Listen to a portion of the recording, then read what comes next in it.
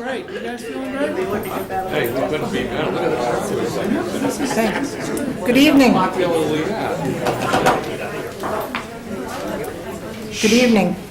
Welcome back to the public hearing for Advisory Committee's recommendations on the articles in the warrant of 2014. When we left off on Saturday, we were hearing comment from the floor on the article to change the parcel on Maple Street from Residence B, I believe it is, to EA zoning.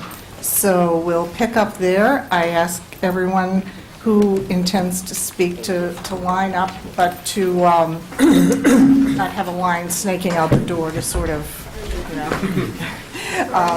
And I just want to reiterate that comment from the floor will be held to 2 minutes each, and that we request that you not repeat what someone else has already said, and that you only speak if you have something new to bring to the conversation. So.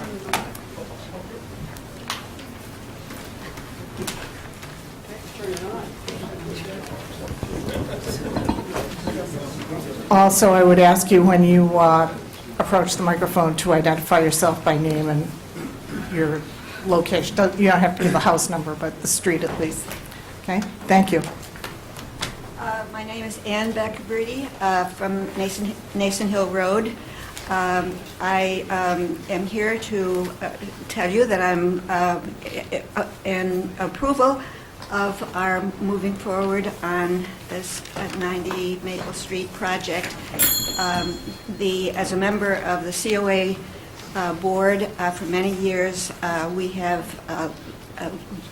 been thinking about what we can do for seniors as for housing outside of Woodhaven. In order to look into this project, which is the Pulte project, we took a field trip to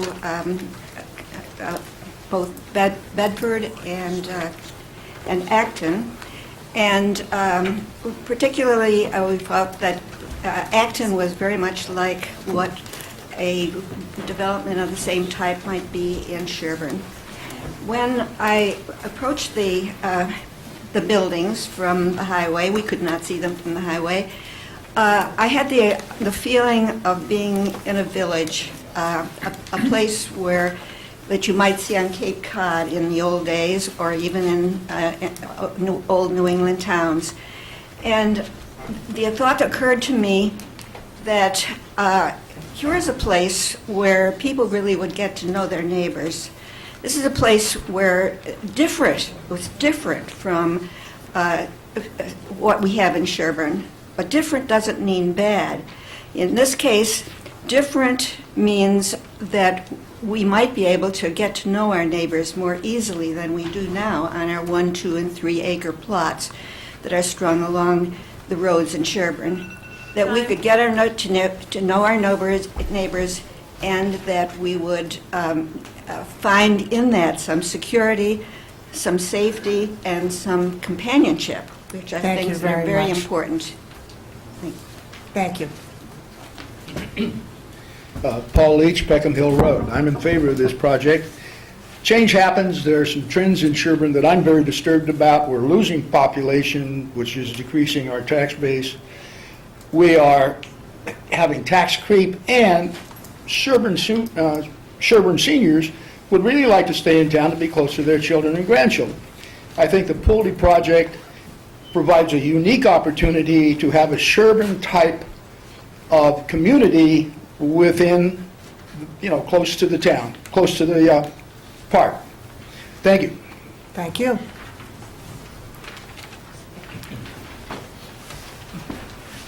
My name is George Morgan. I live on Bear Hill Road. I'm reading this piece on behalf of my wife, Marilyn, who has not spoken. We are at the point of determining if Article 31 should be approved for this year's town warrant. The nature of the actual choice here may not be what the advisory board is anticipating. If the choice is not to accept Article 31 onto the warrant, then the advisory board has been presented with considerable evidence to justify that choice.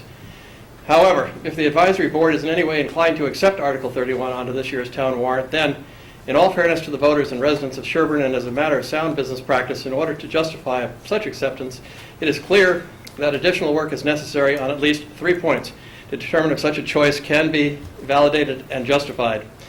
These points are: to validate, to any extent, via independent outside agent working with the Sherborn Finance and Assessor's offices in concert with knowledgeable local real estate agencies, the marketing and revenue projections thus far given to the town by Pulte. 2, to validate by more rigorous investigation the extent, if any, to which the location of this project, as well as the extent, if any, to which this project provides facilities and services consonant with the clearly expressed intent of the Sherborn Elderly Affordable Zoning Law. 3, to validate the suitability of the land at 90 Maple Street for the purposes intended for it by Pulte. Such validations necessitates consensus from all of the town's agencies participating in the project's approval process, including, but not necessarily limited to, zoning, planning, conservation, health, selectmen, fire, police, finance, assessors, and taxation. The easiest point on which to focus is the second point, the point that directly pertains to the proposal of rezoning of the property in question from residential 2-acre to elderly affordable 1/4 acre. This may be accomplished by A, driving down Maple Street to confirm the distance from the center of town to the actual front door location of the proposed living units, as well as the elevation of the road and the presence of any sidewalks to facilitate safe walking conditions, and B, review the project as it has now been proposed for any provision of facilities and services consonant with the clearly expressed intent of the Sherborn Elderly Affordable Zoning Law. Time's up. Thank you, George.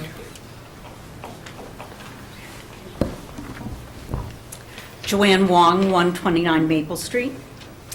I've struggled with the semantics of the zoning designation, EA, elderly affordable.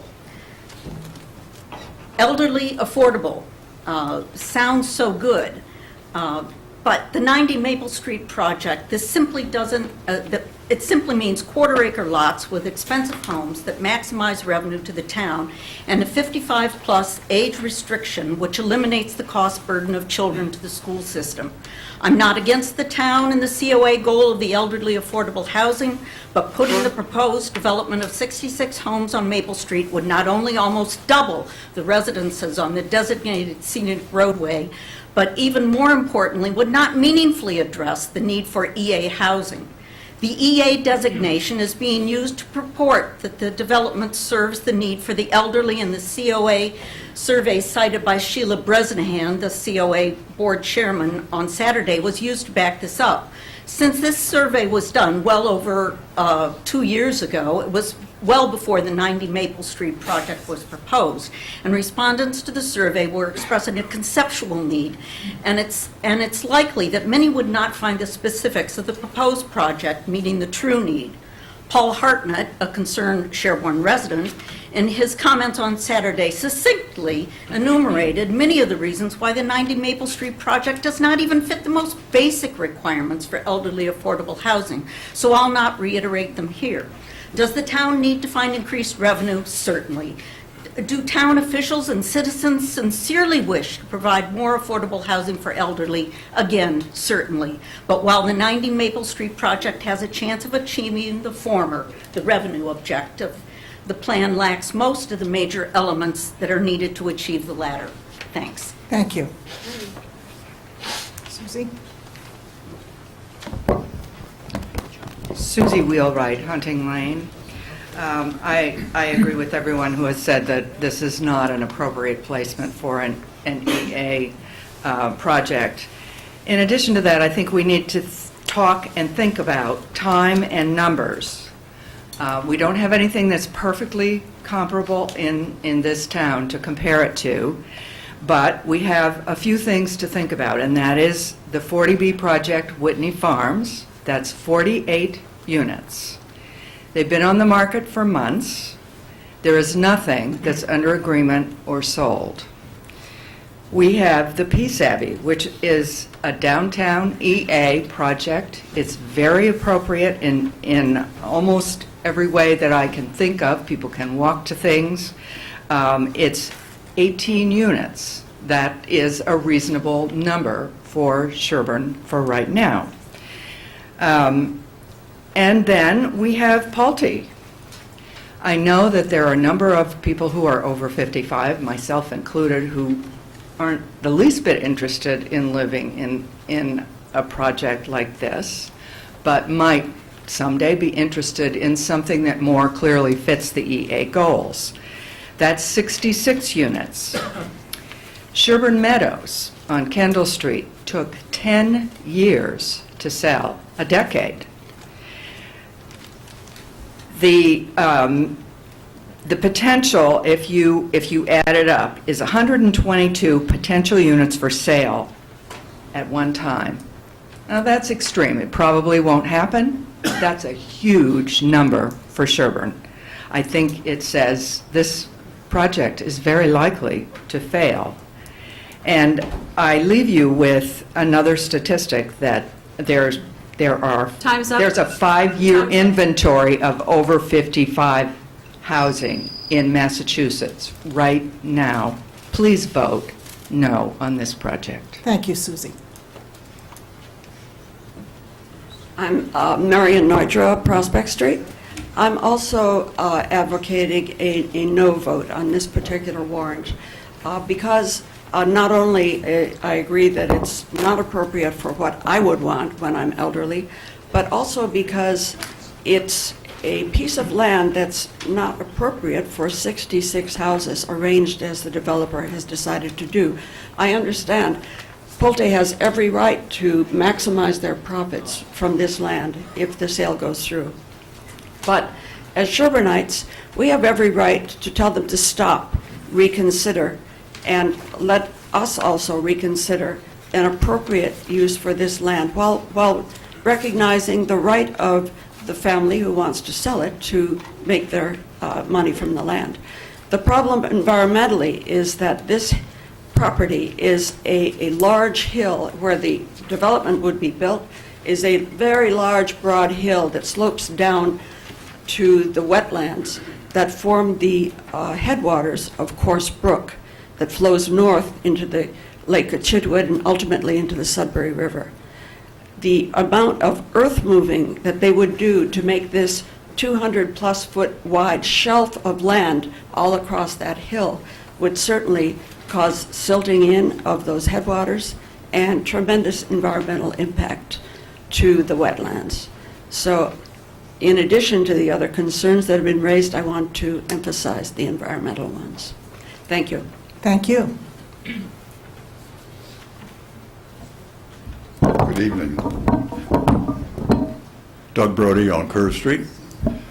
I just want to make 3 very quick points about this development.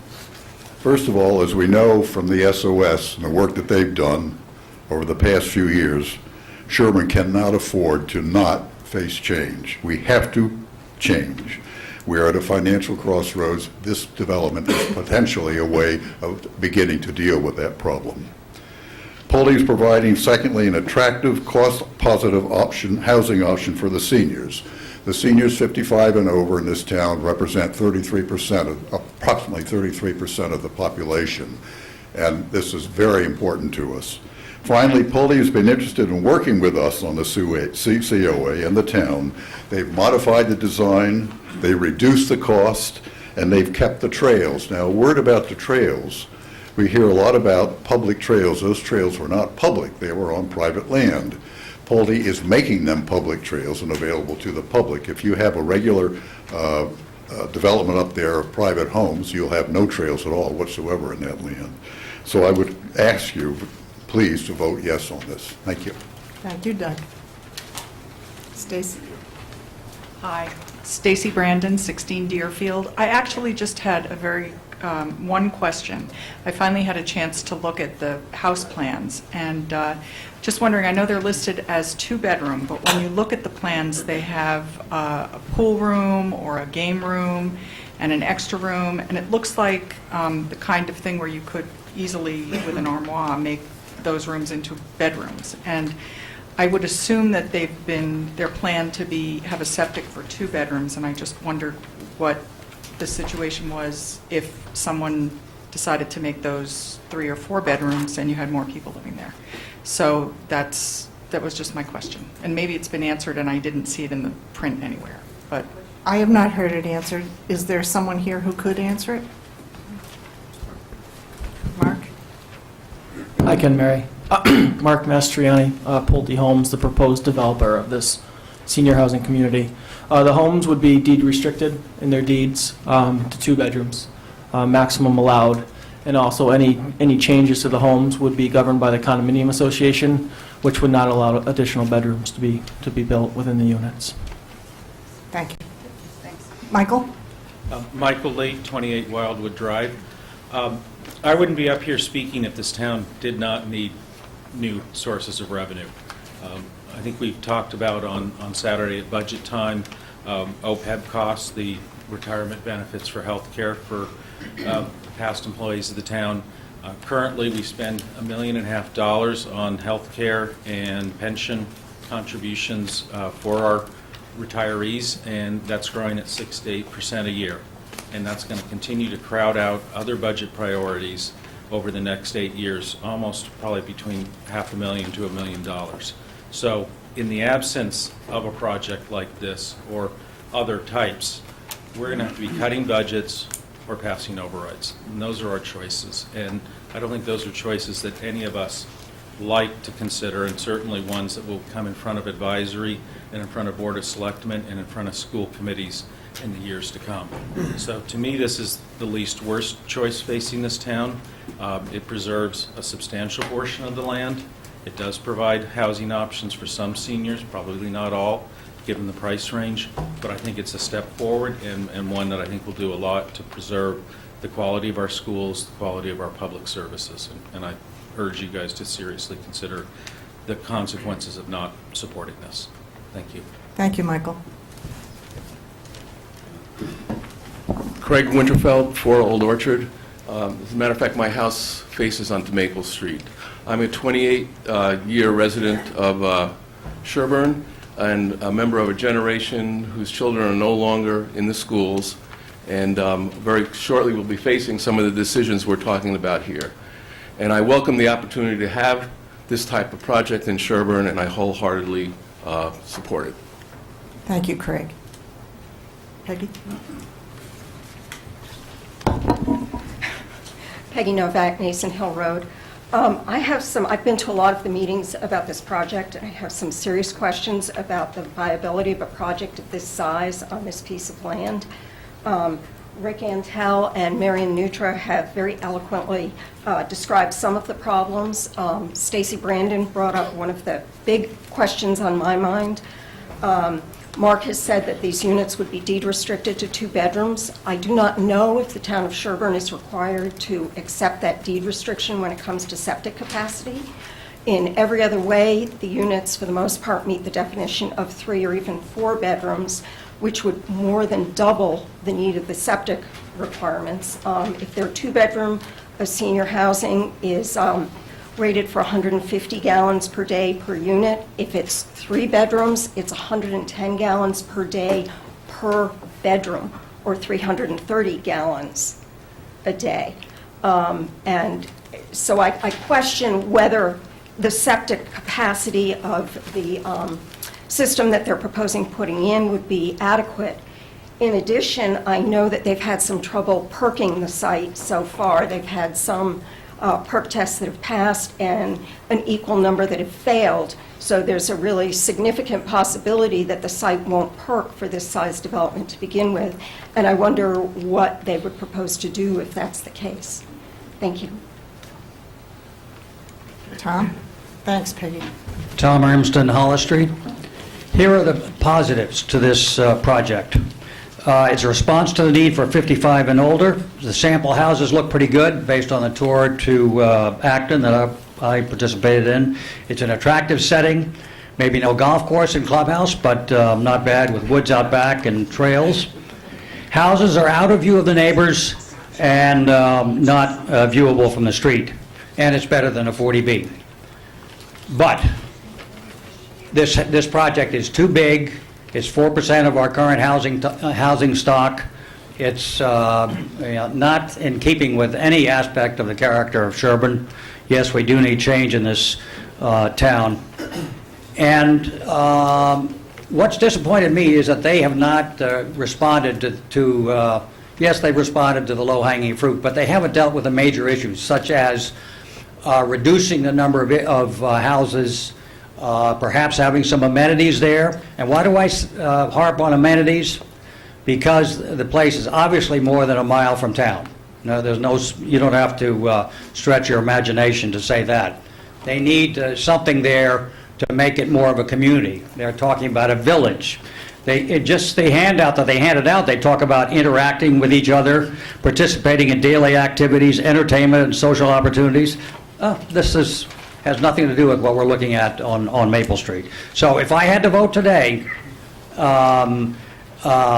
given the circumstances of the threat of a 40B and the circumstances of the financial straits that we may be getting into in a few years, I would be a very reluctant voter in favor of the project, but I do so with serious misgivings. Thank you, Tom. Harley? Thank you. Harley Kaplan, 68 Maple Street. By granting this variance, the town will receive approximately $200,000 over and above what the town would receive if it was left under the present variances. How many seniors are going to pay $12,000 to $13,000 a year in taxes, $5,000 to $7,000 in condo fees, not including mortgages with interest rates going up, for the privilege of living in a swamp with no amenities and not even being able to walk to town? The real reason we are here is that Pulte Homes, like Toll Brothers, Lennar, D.R. Horton, and KB Homes, the largest developers in the country, are hoping and praying that you will allow this variance to go through. For the town of Sherborn as the last great undeveloped community, Sherborn will be open for development. By increasing our housing stocks by 66 units, we will also be increasing our vulnerability under Section 40B by 7 units. Instead of only needing 109 units based upon conversations I had with Gino and David Williams, we are going to need 116. If you think for a minute that Pulte is not going to go after other parcels in town and bully us as they are in this project, we are all being tricked. Today, Pulte is looking at other properties other than the Grays, as well as these other companies. Last night, I went out to dinner with 3 different Sherborn homeowners. We heard from a friend of ours how his neighbor has just been approached by Toll Brothers for their land not far from here. If you think the project is going to help our town on the revenue side, you need to reconsider. The possible revenue, which may show up in 7 to 10 years, will be vastly less than the potential cost of several hundred housing units now being looked at this town. By throwing out our zoning laws, we are going to lose in a very big way, and we don't have a commercial industrial base to fall back on. I am personally going to be affected in a very negative way by this project. My property is yards away. But if you gave me a choice of throwing out our zoning laws and therefore opening us up for more development or keeping our laws and dealing with 40 Time is up. issues, I'd recommend going for the 40B. Thank you, Harley. Thank you. Warren? Yeah, Warren Wheelwright, Hunting Lane. I hear this revenue raising as the prime reason for this, not because there's a demand, not because it's going to be satisfying a demand. But I'm going to challenge that revenue, even though I've challenged the fact that there isn't demand. The infrastructure costs do rise. The fire truck is our first example. They're anticipating the 2 big developments. Fire trucks don't come cheap. There are amenities that these folks will want. They're not getting it with the development. They'll come to town. Where's the senior center? That will not come cheap. Previous over 55 units in town, that's the Sunshine Dairy, are selling for 30% less than they paid for it 5-10 years ago. There's nothing to say that this place will sell for exactly what Pulte will sell it for. They'll sell off because it will not be an attractive senior destination. So in fact, the revenue is less from the assessment side. So, and there are other reasons, and you can find it around communities. Chasing revenue from residential has not worked. You can go to Norfolk, they do developments and all of that. They have not worked to raise revenue. Everything said does not recognize that there is no demand. And so it seems, at least from Sherborn's point of view, that the assessment is based on a greater fool theory. that folks from outside of town would be willing to pay the $550 to $750. The high taxes and then the high condo fees that goes on top, when they take a look at all that, they're going to walk away. Why not go to Wellesley, where they do have a restaurant across the street, commuter rail 2 blocks away? I heard a planning board member... Time is up. That failed. So, remember, Pulte can walk away and take a 40B if they want it, anytime, whether you give them the EA. Thank you, Warren. Good evening, ladies and gentlemen. Andrew Mackay, 15 Spywood Road. I was born in the States in the 60s. I spent a lifetime overseas. I recently chose to move my family, my 4 daughters, here to Sherborn. Perhaps I can give another angle to this whole debate from the viewpoint of a family that decided they wanted to move here because so many of our friends, many of them accomplished and successful, said what an extraordinary community Sherborn is. It's beautiful and naturally wooded. I'm passionate about conservation. I'm actually a businessman and a chartered accountant by formal training, and I talk to the subject of business trends and business development around the world, and everyone knows that I'm passionate about conservation. You have only to see my home and see the trouble I've gone to keep the winter moths off my tree, to plant new species. I run the trails of Sherborn almost every day of the week, no matter what the condition is, minus 18 Celsius, that's about 0 Fahrenheit. No matter the conditions, I'm out there. I love this town. I love conservation. But I'll tell you frankly, Einstein once said it. If you're expecting different results and you want to do the same thing, you're insane. And I can tell you, you don't have to be a nuclear physicist to spend 5 minutes in Sherborn and realize that a whole lot of its bylaws are archaically restrictive, revolving around septic tanks, around any conservation water on your land. You can't do a darn thing. You can't plant a tree without getting approval. You can't actually develop your home at all unless you go through the most archaic perk testing that is known in the country. You can go on and on. You just have to drive around Sherborn and see house after house that's mothballed and realize that development in this town has ground to a frightening halt. Folks, honestly, there may be many pros and cons on this development, but I can just tell you, as someone that travels the world and has seen a lot of wonderful communities, Sherborn has many extraordinary, wonderful people in it, and I tell you, we're about to kill it if we keep squashing these developments. I'm personally pro it. Thank you. Thank you, Andrew.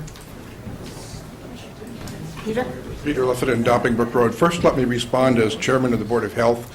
We routinely have deed restrictions on properties for a variety of Board of Health issues and regulations, and they are effective and they stand. But now, as a citizen, I ask you please to recognize the economic reality that this property will be developed. It's valuable, it's developable, and it will be developed. If it's not developed under EA zoning and this proposal, it clearly will be developed as a 40B project by this applicant or some other. The fact is, the land is valuable. The owner has a right to recognize the value of that land, and it is going to happen. It can either happen as an EA project under the planning board regulations and control and site plan development and all the rules and regulations of the planning board and all the other boards in town, or it can happen as a 40B and none of those rules apply and none of that control exists. So I beg you, please vote in favor of this zoning change, because it's the only way Sherborn can continue to hold some control over how this land is developed. Otherwise, we lose all control. Thank you. Thank you, Peter. Susie? Hi, Susan Tyler, Western Avenue. I've been to every meeting that has dealt with this property. And for those that know me, I attend lots of meetings in this town. And I just want to say, I've heard this project referred to as the projects, a trailer park, a ghetto, and the slum. It's not even built. And we've already, all of these, the people are speaking out in such demeaning manners. And then they say, who would want to live there? Well, I hate to admit it, I'm 55. I want to live there. I want, not all of us want the 3 acres. the 5 bedrooms, the 4 bathrooms, and the 2-car, 3-car garage that everyone has.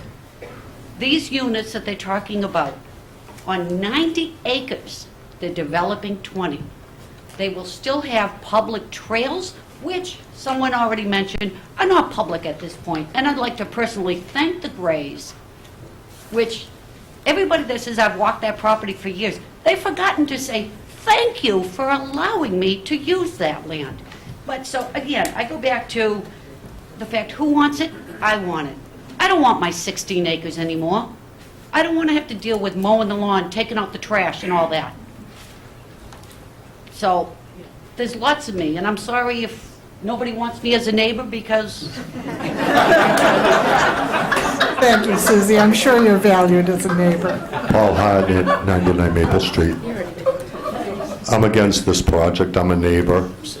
And really, I knew the Grays very well. And I just want to say quickly, because I've spoken before on Saturday, that Marion and Arthur Gray would be against this. Marion and Arthur Gray, I adore and I love them right this very second. And they would be against this. That's all I have to say. Thank you. Thank you, Paul.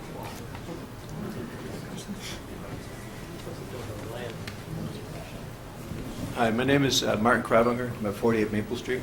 I've gone to most of the planning board meetings, and I just want to reiterate that it's amazing to see the first plan in all the meetings, going to all the meetings, giving all the feedback, seeing the community give feedback, and really nothing has changed in that plan from beginning to end. Only that they were going to dig 66 individual wells, but now it's a public water supply, and I think that was because the Board of Health demanded it. Or somebody said. Anyway, I think it's really important for you guys to look at the closest community that Pulte's built in Holliston and Natick and see what they do. I mean, I can only describe it as a moonscape. They wipe out what's there, and it's nothing that represents Sherborn is left over. So before you make that decision and advise on this decision, travel to the nearest plans that Pulte's built and take a look and see how that fits in as that puzzle piece into this beautiful town. Everybody lives in this town for this reason. It's gorgeous. It doesn't fit. And last of all, you know, the whole the 40B question, if we go forward with this, we still leave ourselves exposed. It doesn't change anything. And if anything, we're just deeper in the hole. So I'm against it, and I hope you vote likewise. Thank you.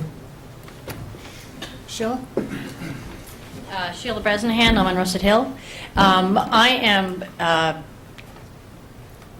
would like to speak to be reasonable people and not think about your own backyards. Think about what is good for the town of Sherborn. I mean, the town of Sherborn, we all know there is no income, no revenue coming in. This is going to bring a large amount of revenue. And there's been debates about, you know, how much revenue it's going to bring in. It is $762,000 a year. That is the net amount, and they have done their homework. They have talked to the police department, the fire department. You know, as far as the land goes, you know, it's in an area where it is not going to affect any of the neighbors.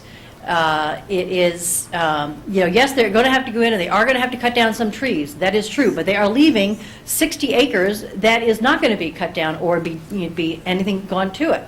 If you look at their other developments, yes, they may not have any trees on them, but they were like that originally. So they just came in and built what was there. They do have to put roads in, and they have to do some grading in order to get the land in, but any development that's going to happen, any development that goes in, that would happen. Someone else is going to buy this land, and it is probably going to be more houses with children coming in. There's no children going to affect our school systems. It could be a 40B, which would be even more houses, and we have no restrictions over that. They have worked tirelessly with all of our departments, have gone through all of their plans. Someone brought up issues about septic, and I can't remember what else, but they are working with our town. They have been in front of every board of our town trying to make this happen. They are working with us. They have been before the Council on Aging. They are doing everything we have asked them to do. They are working with us. They did not come in as a predator. We approached them. Our town approached Pulte. They did not come to us. So they are not the predators here. We are the predators sitting in this audience that are fighting them. And everybody needs to sit down and actually look at the Time is plan. up. It is on the website, sherbornmass.org, sherbornma.org. On there, there's a whole thing on the plan. It's 92 pages. Before you make Thank a you, decision, Sheila. look at that. Thank you. Are you in line, George? I was on it. A line of one, George. That's unfortunate that there's only one. I have two questions. Who are you? Oh, I'm sorry. George Shea, 19 Deerfield Road, member of the Council on Aging, former chair of the Elderly Housing Committee, former chair of the COA. That doesn't count as my 2 minutes. Does, George. Now you start my 2 minutes. Oh, George. Okay, I'm only going to ask a couple of questions. One, has anyone looked at the deed for Sherborn Meadows and the restrictions that are available in that deed and the compliance with that deed that has taken place since it's been built? Two, I was wondering if Sherborn Meadows is classified in a zone for elderly housing, over 55 housing. I believe it is. And I would then ask how many miles it is from there, Kendall Street, to the center of town. I think it's 2.2. Okay? Now, that only goes to the validity of some of the observations that have been made here in this meeting. I would also suggest that every person who stands up and says that that the thing isn't going to sell is challenging the expertise of people who are in the business of selling things. If they didn't think it was going to sell, why would they build it? That's all I have to say. Thank you, George.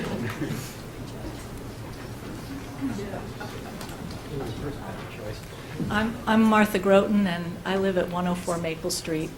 And my thought of the day about it is that I think we've come into this from a point of view of wanting to raise revenue. But once we're in it, we really have to separate that motive from how we're all going to live, and how it's really about whether we like what we have here and whether it's going to work for our lives and our futures, and whether we like cluster development like this. I don't get the impression that recently that Pulte has been hearing exactly what people want, because of the last selectmen's meeting, when Doug Brody had to say, I'm going to remind them what the price points were for the development that we want to have here. I can't believe he's still having to tell them that. And I walk in the woods, and I'm disappointed by what a sloppy job they did when they went in there. The first time they were very neat, and the second time they made a mess of the woods. And the trees, they knocked over trees, and they scratched trees, and they left ruts. And I feel like we have to be watching everything so carefully with this developer. I went over the traffic impact statement, and the one information I could relate to and compare was the number of accidents at the two intersections and along Maple, and they didn't report the numbers correctly. I went back through the state data for intersections, and I didn't go over it before I came, but there were about 16 accidents, and they missed 2. And I thought it wasn't that hard for me to find them. And I feel like we have to be very careful over and over again with this group. And I don't see that they're being very innovative or in accord with Sherborn's goals of being a sustainable community. I don't see Time is them- up. Thank you. Hi, Laura Mutch from Morse Road. As a relatively new member of town, I grew up in Medfield, so I'm from the area. I have 2 kids in the school, and I've worked at the school for a few years, and may not be next year due to budget cuts. Changes do have to happen. Budgets do need to be adjusted, and I am very worried about the physical future of Sherborn. And I would like to be able to stay here for a very long time when my kids move out, and have an option of a place to go to. And having the money from this project and then a place to go to will keep my town functioning, being able to pay its bills, and then I'll have a place to go. So I urge you to vote yes. Thank you. Thank you, Laura. Susie, again, is something new to add? Yes, trust? it is something that I can add. I have lived here for 40-plus years, and I have a reasonably long memory. So I just wanted to address the Sherborn Meadows distance issue. Sherborn Meadows is an EA. The town did rezone it EA, but in return, we got a working farm preserved. And that was very important to the town. The town had worked very hard to be able to maintain one of the few working farms left in town. And that was a reasonable thing to do. I would also point out that it's 1 mile or less to a train station. You can't walk to town, but I think these things were weighed. People thought about what was really good for Sherborn, and the decision was a considered one. I don't think this is the same kind of case. Thank you, Susie. Sarah Raggy, 46 Forest Street. This may be going down the road a little bit with this project, but my concern is that while the fiscal carrot is out there, that the town may end up absorbing costs it's not planned in. And I cite that we ended up taking over the Barracat Road as a public road, and now we're responsible for maintaining it and whatnot. And I think because this is a very complex development in terms of access for fire and rescue, that I don't see it not becoming a public road at some point. And that sort of defrays some of that added revenue enhancement. Thank you, Sarah. Bob? Bob Delaney on Pleasant Street. I was just going to mention some of the issues that have already been brought up. I don't know what will happen to this property if we don't approve it. I don't think any of us know. Probably Pulte doesn't know. I think a lot of the criticism for the project, we should ask those people what are some of their alternatives, not just for the property. I mean, but including the property, and how do we raise additional funds to keep our schools at the level they're at? We're in difficulty every year over the budget, and we do need to raise additional funds. I mean, I'm not saying that this is the only alternative, but I don't hear any alternatives mentioned by the people who are opposed. And it's one thing to just say, oh, it's no good, and I back up to it, and I don't want to worry about selling my property. But when people on Maple Street sell their property, supposing I stood up and said, hey, you got a 4-bedroom house, kids are going to move in there, I don't want you to sell it. I mean, that's sort of the attitude that impresses me, because these are individuals, the Gray family, that are entitled to sell it at the best price they can get for it. And at the moment, this looks like that might be it. So I would look for people to mention a fallback position if this is not approved. Traffic, 55 and over, a good many of those people are going to be retired. And if they're anything like me, I schedule nothing before 10 o'clock in the morning. That's the issue with me. I don't want to be in traffic. That's one reason I'm retired. Time is up. Okay. Thank you, Bob. Richard? Richard Robinson, Mill Street, although formerly of Maple Street. I grew up here in town. In fact, spent my formative years halfway up the street. I'm also the chair of the Regional School Committee, and I'm speaking as a private citizen, but with now 10 years of involvement with the school committee in mind.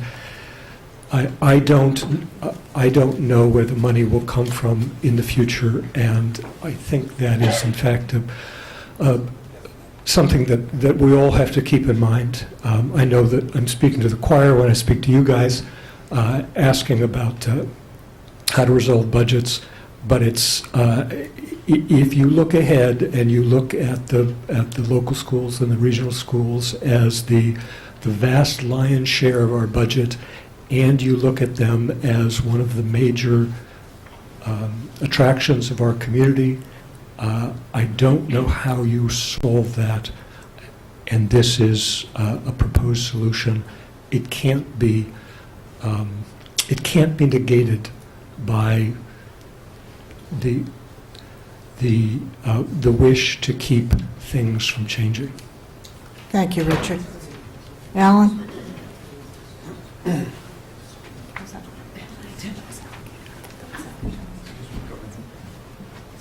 Deborah Sorry. Kennedy, Pagemont Road. Sorry, I thought you were Alan Kelly. You look a little Oh. like her. I was very lucky in being able to bring my mother when she became elderly, and I think that's another positive aspect to this development, is that people can bring their elderly parents to live near them and keep them close. And it was huge for me being close to her and able to, help her and just be close to her. And I'm also on the Council on Aging and have great fears of what will happen to this land should it not be, developed in a way that we can be a big part of. Thank you. Thank you, Deborah. And I apologize for thinking you were someone else. That's probably good.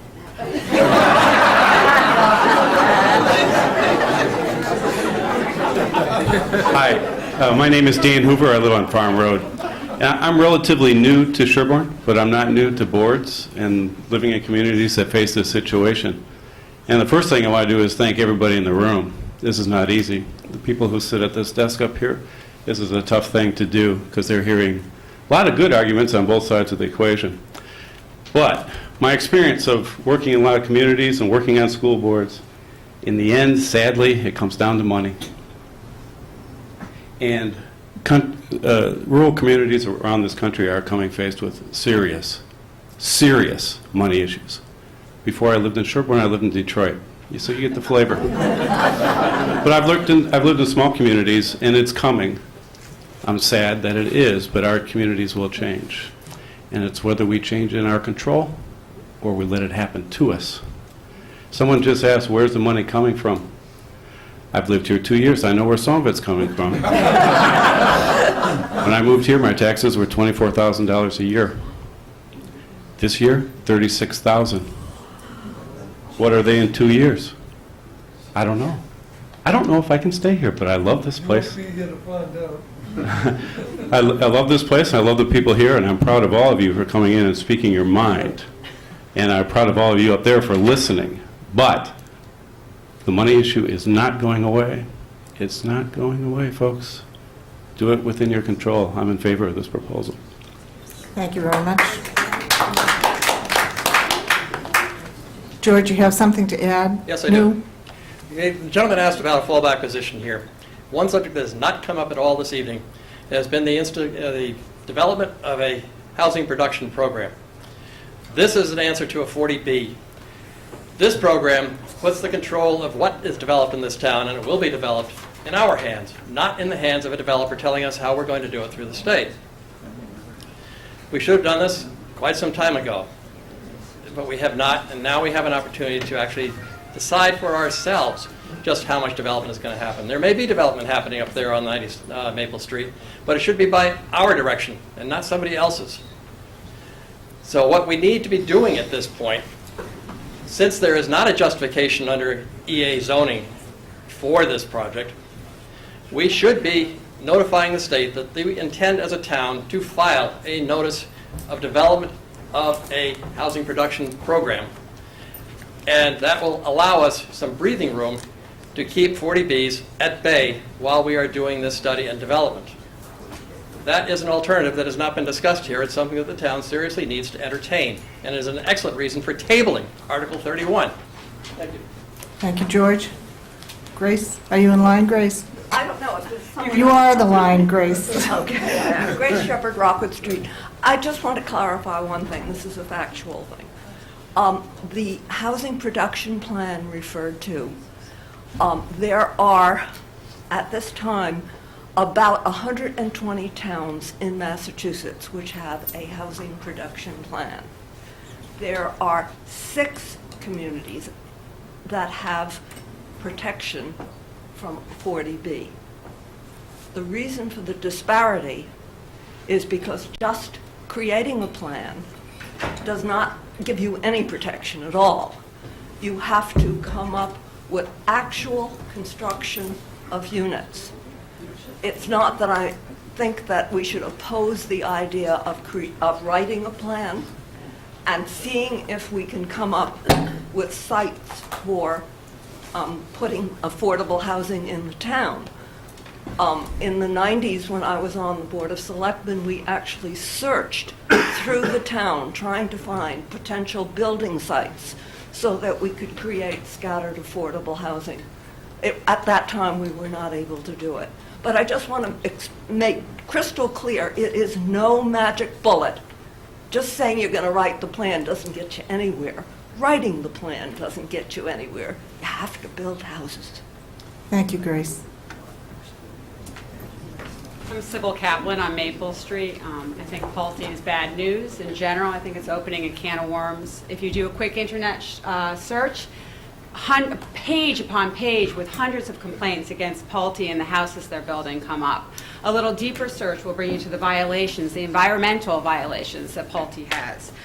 Clean Water Act violations, stormwater violations.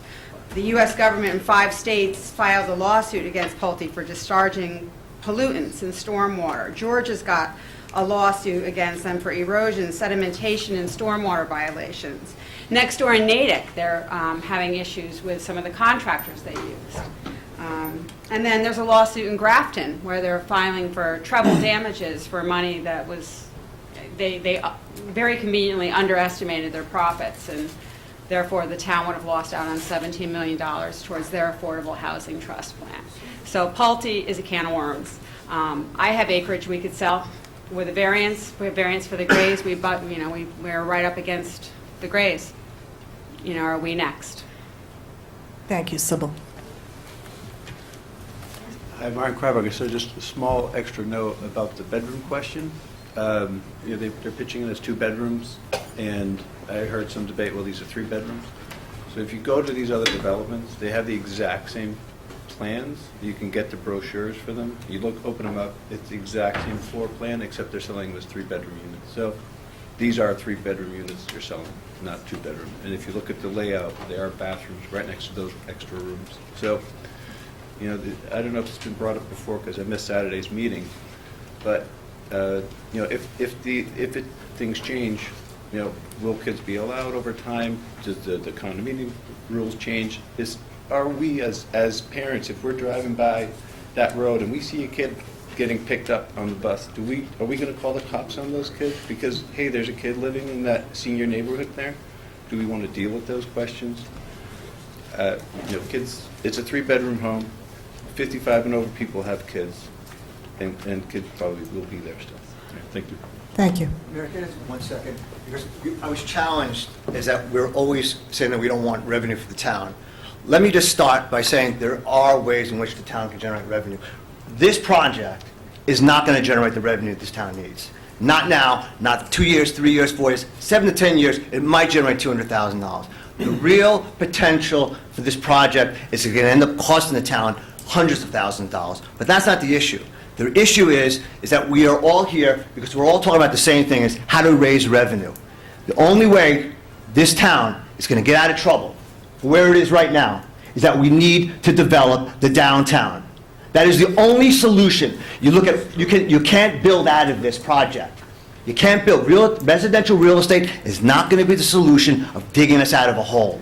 What's going to dig us out of a hole is that we need to look at our downtown area.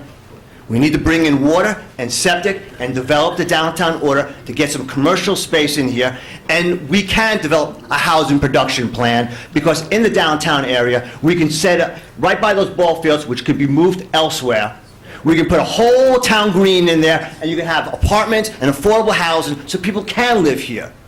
So that's the solution to the problem. So if you want to know how we do it, that's the only solution. I ran through the numbers 1,000 times, and anybody looks at it, the only way we're going to solve this problem is we need to develop an industrial and a commercial base in the downtown Sherborn. Thank you. Thank you, Holly. Is there anyone else who wishes to speak from the floor here? Elliot, okay.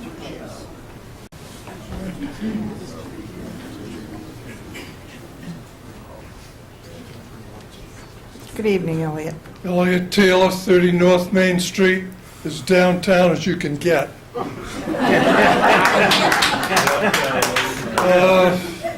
Everybody keeps dumping everything, saying, oh, we'll dump it in his front or backyard. And I don't see how you're going to build very much downtown in Sherborn, really. The topography of the land and the wetlands and whatever. You can't do it, and what are you going to put in there when, if you do anything? I've said many times, if we want to industrialize Sherborn or lower taxes, we take Western Avenue, the whole thing, we take Bullard Street, the whole thing, put in town water and sewerage, and zone it industrial. Then we can bring in the trucking companies that'll put in these multi-million-dollar warehouses and not have any kids go to school, and that's how you do it. All the other towns around do it. They all have their industrial parks. Go down, drive around Wellesley, and just see the amount of mileage of frontage that they have down there that's offices and industry. And, of course, Natick, Framingham, and you name it, the towns all around, even Medfield has a lot of industry and that are not sending kids to school. So if you want to lower your taxes, that's the only way you can do it. That's how all the other towns around are doing it. And Time is up. please Time is up. stay away from under my bedroom. Thank you. Thank you, Elliot. Is there anyone else who wishes to speak from the floor? Okay. Bring this down. Hi, my name is Sonia Goldsmith. I live at 2E Village Way, but for 43 years, I lived at 45 Elliott Street in Sherborn, and for 23 of those years, I taught at Pine Hill School. When my husband died and it was time for me to leave my big house because it was just too much for me to take care of, and it was too lonely. I wanted desperately, however, to stay in Sherborn. I love this town. I know you all do, that's why you're here. But I love this town, and I didn't want to leave it. And so I looked around, and the only place I could find was Woodhaven. I will say parenthetically that I love Woodhaven now. It's great. However, if there had been other housing, such as the Pulte property that is being talked about, I probably would have moved in there. I think people in Sherborn need a place when they leave their big houses to go. And this property makes good sense. And the way that Pulte is developing it also makes good sense. Pulte has come to our, I'm also on the COA board, by the way. The Pulte has come to our meetings, as they have come to others, and they have heard our suggestions, our difficulties with the original plan. And they have made changes to satisfy us. They listen. And I think Time is up. they would be good neighbors. Thank you, Sonia, and thank you for all you've done for Pine Hill School as well.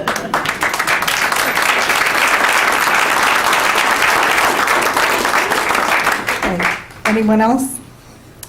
Okay, I'm going to close this part of the session and bring the conversation up here. If there is, I'm sorry? Yeah, if there's anyone up here that would like to speak, I'm going to ask each person individually here. Barb, do you have anything to? I'd just like to know whether I haven't heard anything. Is anybody interested in the way they did with the property between Bear Hill Road and Western Avenue and having the neighbors get together with maybe the Rural Land Foundation and take the town's right of first refusal on it? I could speak to that as being one of the people who was actually involved in that 12, 13 years ago. Yes, the developer did not do their homework in there, and in fact, the property that is now Hidden Meadow Reservation is not greatly different from the property Pulte is seeking to develop. But we did raise $150,000 amongst our immediate neighborhood. We did have a great deal of talent, whether in engineering or law, planning, finance, step forward to help us. The $150,000 was matched by the town. We gave our $150,000 to the town, and they bought the land that now has become the Hidden Meadow Reservation. But that was a united project which sought to keep this area as it was and was widely recognized through our efforts to be not suitable for the purpose for which the developer intended. As a consequence, we now have a preserved open space that was the result of both our doing and our money as well as the town's. Thank you. Anything else? But I haven't heard anybody trying to do that here. I am unaware, I mean, it would but be- that doesn't mean I it's mean, not if happening. it could happen, it would be wonderful, but I haven't heard anybody talking about it. I just wanted to make sure I wasn't missing that. Anything else, Barb? No, thank you. Okay, Jeff?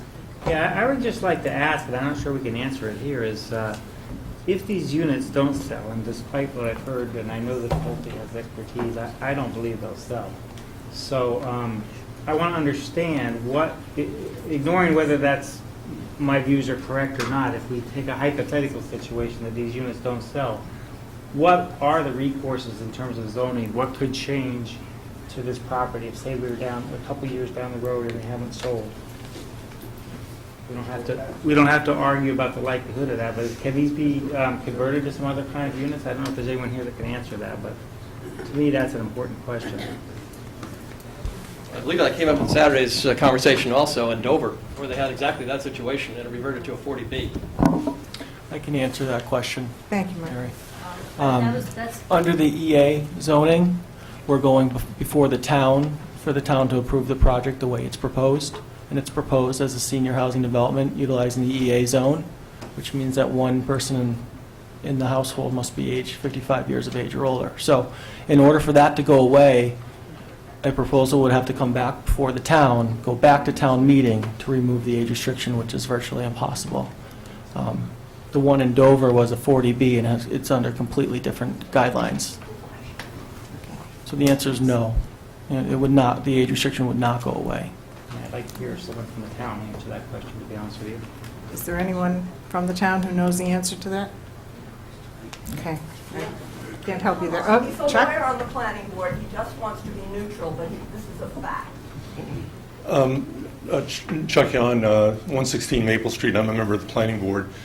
The EA zoning requires approval by all the relevant town boards, including the planning board, of a preliminary development plan, approval at town meeting by 2/3 vote.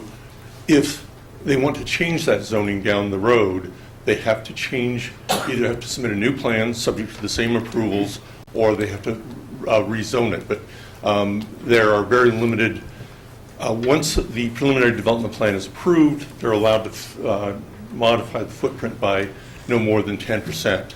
So the short answer, and Gino Carlucci, I see him here, can give you more of the details. The short answer is no, this is an EA permit. That's what gets approved. If they want to modify it, it requires approval of a new EA zoning. Thank you, Chuck. Anything else? Okay. Vicki? We'll have the conversation up here, and then we'll open the floor again, Lori. I just have a few words to say. My family's built several over 55 communities in Massachusetts, so I'm very familiar with the nuances and the pros and cons that come with over 55 communities. So I hear everything, I understand everything. One of the things I was just concerned about was community-based group housing that people can go to socialize? Because that's a pretty big commitment when you're over 55 community. So I was just a little concerned about that and wondered if there's any way that that could change, or you could put that in to your model, because it really is a big component of it. I mean, most of the people that I know that live in the over 55 communities we've built don't necessarily have to walk to town, and they don't walk to town. They have their cars, they do, you know, what they need to do with that, but they do like to have a place to go and play cards or do whatever they, you know, want to do. So is that something you're going to consider in the future, or is that totally off the table? The clubhouse idea is not completely off the table. So it's been brought up at many meetings, and there's pros and cons to that. And we have many developments. Some have clubhouses and some do not. Our proposal currently does not have a clubhouse. So there's 66 homes. We do not feel that the 66 homes are enough homes to support the operation and maintenance of a clubhouse long term. So it's not Pulte's cost. It's the future homeowners who would live there who would actually have to pay for the upkeep of the clubhouse. It's the same people who are discussing their concerns over the price of the homes and how they want to keep the price of the homes down because they want to keep their mortgage down and they want to keep their HOA fees down. How much more per unit it would be? So if it's too much, how much is it? Yeah, it could be, you know, approximately $30 to $50, $60 a month. You know, it's not an exorbitant amount of money, but it's something. And, you know, But let's say if you did half the project and the people decided that they wanted to do it, is there room for you to put something in after the fact? yes. So the first part of the answer is we've proposed no clubhouse, and it's based on our expectation that the homeowners who would be buying these homes would prefer not to have one. That's based on our expertise of these types of projects. Okay. The other answer is we've heard the clubhouse argument, and we have said we are open to working with the town and open to working with the planning board on finalizing the plan. This is a preliminary development plan. We've asked the planning board, and you know, should we incorporate a clubhouse into this design? And we've got a mix of responses, and so for a lot of people from the audience say we want a clubhouse, and there's equally as many people who say we don't need a clubhouse. We just want senior housing. We want a place to live. But if after people move in there, they're actually buying the houses and saying, you know, we're willing to pay for it, can that be adjusted at a certain point down the road? Is there room to build one later? So the way it's designed now, there's no clubhouse as part of the plan. However, there would be room. We would have to look at the plan to make sure that there is room. I believe there is. And then if the homeowners wanted to build a clubhouse, they would have to go through the same town approval process that anybody else would have to go through to build a structure, to build a home. They'd have to go to the planning board and just make sure that they comply with all the local rules and regulations. So, but I just want to say, you know, if a clubhouse is something that the town thinks that this project needs, we've said we're open to adding it. But I haven't heard that yet. I haven't heard No, that it's so from much people the consensusly. town would need it, it's the people that live there would need it. And I think the town would like to have it maybe, but I think that if I lived there, I would want something there. You know, a clubhouse, a pool, something that would be a community effort. Someplace you could go meet people and have that be a community, which is supposed to be. So that's just what I had a question on that. Okay. Anything else, Vicki? No, I just want to say that I went through downsizing a couple of years ago and looked for a smaller home in Sherborn to live in. We went around, looked at over 55 communities, and there weren't a lot around. There's some in Weston, but we ended up buying a house here and staying here. And when I decided to stay here and commit however much longer I have to live to be in Sherborn, I decided to get involved with the town government and be more involved with what's going on, because I could see that there's a real problem in the future that we have in front of us. What worries me is that I see a lot of you people come out when it's something like this in your backyard that you're worried about, and you won't come out when people are trying to build other projects and do other revenue projects in town. And what I am proud of is all the people that sit in this room that spend an inordinate amount of their free time like the school committee, like the planning board, like the selectmen, like people that we have unbelievably intelligent people that are working here trying to help this town stay afloat. And we should be very lucky that these people are here, not me, but everybody else is here doing what they're doing. I mean, I'm just amazed at the amount of intelligence and thought and time that goes into some of these projections and numbers that people look at. And they're looking at them hard, and they're trying to squeeze every single dime we can from everybody. But it can't be squeezed out anymore, so we have to do something. This might not be the most ultimate project we have, but it's the only project we have in front of us now. There could be others, but I really would like to see more people come out and try to do something else in the town besides say they don't want this done. And I agree, somebody said that too tonight, that they hear everybody saying they don't want this. Well, why don't you come out and help us when there is something that we can do? That's kind of all I have to say. Thanks, Vicki. Russ? Yeah, just a couple of comments. I've thought about this article really an extraordinary amount of time over the last couple of months, way more than any of the other articles on the warrant, candidly. And, you know, speaking personally, and I guess for advisory, we need money in this town badly. But whenever anything's proposed, you know, I ask myself, you know, whose ox is going to get gored by this project? And what I'm hearing is there's 25 or 50 or 100 folks, our neighbors and friends, that feel like it's their ox that's going to be gored if this goes into town. And are we willing to do that for whatever the net savings on our taxes is going to be, or to stem the increase in budgets and that sort of thing? And, you know, when I thought about it, I said, you know, maybe this is okay. I went and looked at Legacy Place. You know, not really my style, but I'd be fine with it if it wasn't in my backyard. And as soon as I said that, it didn't feel right to vote it into somebody else's backyard.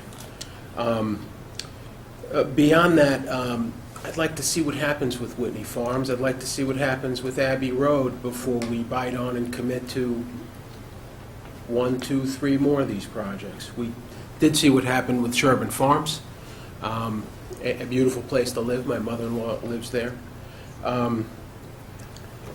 I just don't know if this is the solution for our whatever incremental additional taxes we get from this. I just don't know that this is the solution. And I agree with Bob Delaney. What are the alternatives? There's been a lot of alternatives proposed. They've been voted down also, like getting the town water and the downtown project, which I think, frankly, is a better alternative.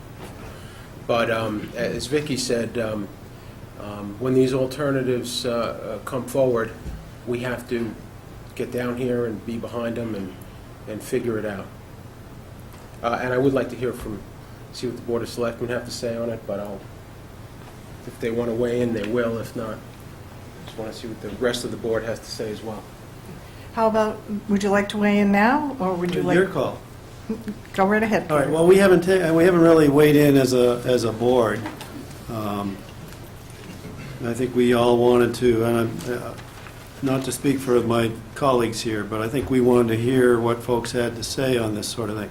But just following off on what Russ said, I will say that there are a lot of dead oxen in my yard.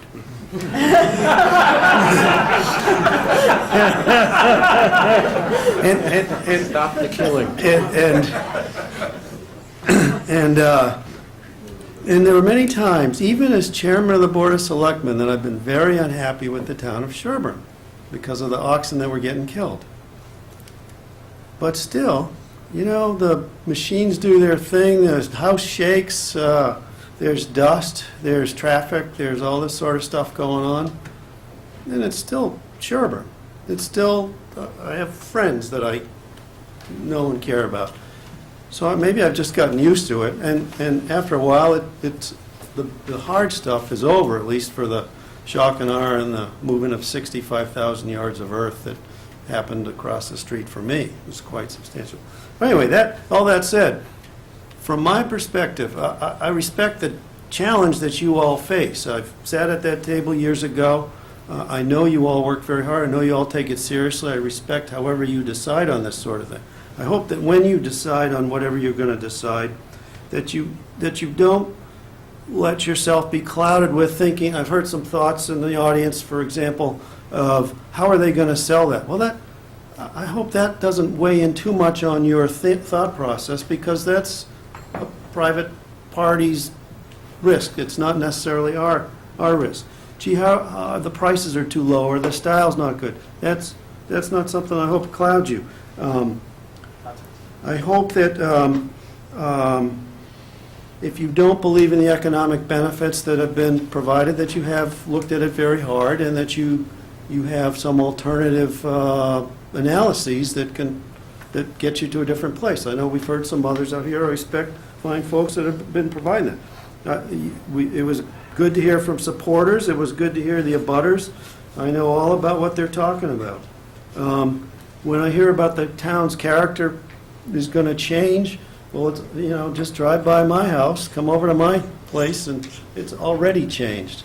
At the same time, we did talk about one of these housing development plans recently at one of our board meetings, and I started to look at this. And here, this was 2004's Town of Sherborn Community Development Plan, and it described housing goals. And some of the attributes of the housing that this 2004 study represented described: smaller, compact units suitable for the elderly, promote the use of cluster zoning to create higher density subdivisions to protect open space for conservation and recreation. So a variety of the descriptions in here, I won't read them all, are somewhat consistent with what the plan that you're being asked to weigh in on is suggesting. I don't think, one of the arguments is that, geez, you're not within walking distance of downtown. Well, I've often heard people say people move to Sherborn for the schools and for the open space and the way of life. So I don't hear them coming to move to Sherborn for the downtown.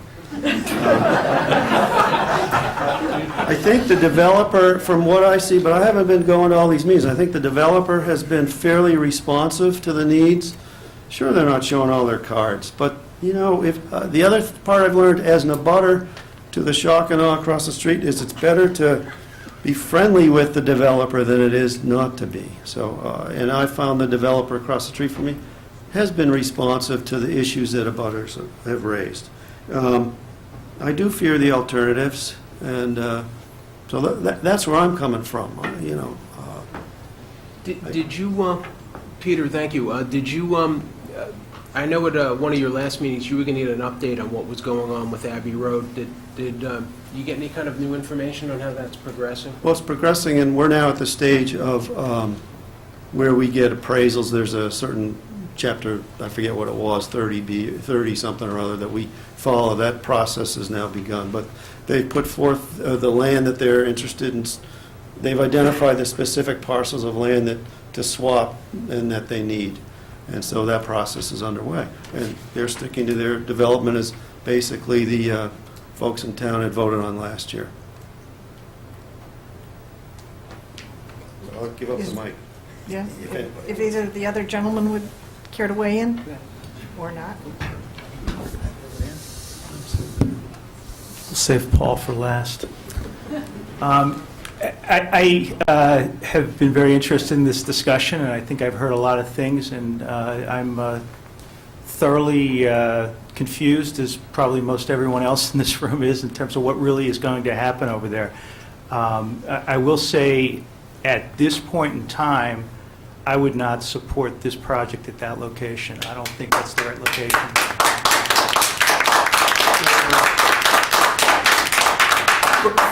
I don't think that's the right location for this development. We might be able to see a better development there. We might be able to see a different kind of development there. Someone in the room said it's going to be developed. That's probably right. There's probably a lot of development coming to Sherborn at some point in time. We do have two projects, one in progress at Whitney Farms and one about to be built at Abbey Road. Whitney, Peter may not think it's a good location, but in fact it's a third of a farm that was already developed in Ashland and in Holliston, so that was the leftover piece of a farm, and development there was probably inevitable. And it was on the edge of the town and had pretty good transportation access, although not in the direction towards Sherborn. The Sunshine Farms project, somebody mentioned that development. That development did have to do with saving the farm. I'm not sure it's an EA. It may be a PUD. They did have a PUD on part of that property. Does somebody know it is an EA? Yes. Okay. But they put a PUD on that property so they could build that retail store, and that's a creative way to try to save a farm. Maybe there are creative ways to save this property and still get some development, but at this point, based on what I've seen and what I've heard, and waiting to see what comes of this, my mind's open, but I would fall off on the no side at this point. Paul?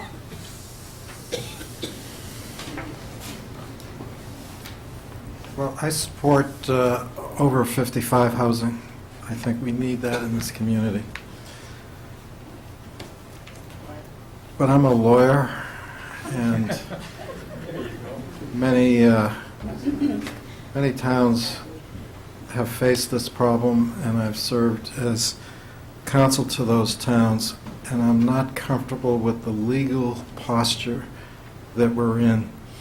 One of the things that I do with providing legal services to my communities is that when a developer is making presentations and is making essentially a sales pitch, I try and take those statements, reduce them to writing, and put them into a contract. So what does that mean for a town? Well, I got a brochure here that says that they'll put a restriction in that no permanent residents will be under the age of 18. I'm very interested in that. But what I would do as a lawyer is get that in writing, have a contract between them and the town, so if the zoning passed, they're bound to that commitment. I've had years of arguments with the New England Patriots over Gillette Stadium and what they promised the town, what was in writing, what wasn't in writing. There are a lot of statements made.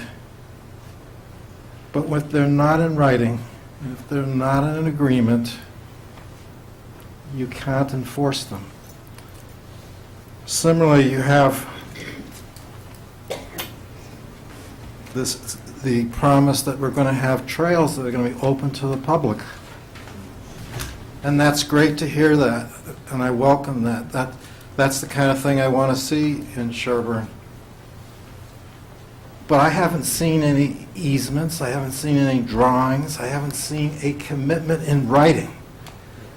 And my experience is 3 or 4 years later, after they get their permits, then we say, well, where are the easements? And then we hear, well, I can't do this, or I can't do that, or this doesn't work. And those commitments don't happen. If they're commitments, they should be willing to reduce them to writing and have a contract with the Board of Selectmen that says, if this passes town meeting, you agree to certain things. There hasn't been that negotiation. I'd like to see, for example, if we give them the zoning, they agree that they won't do a 40B on that site. But we've never had that negotiation. We've never had that discussion. The same thing, I've seen a drawing showing 3 roads going into the development. There's one that seems to go across wetlands, and it seems to me it doesn't work. Then there's another one that seems to go to Wildwood on private property. That doesn't seem like that's going to work. And then there's one that goes across conservation land to McGregor. And as a lawyer, I don't see how you can get conservation to waive the constitutional provision that prevents it from being reused. But if the developer is committed to a second development, put it in writing, show me a deed or an easement that they've negotiated with somebody, and where it's at, and then it has this other access, And then I know if we approve this, there will be this other access.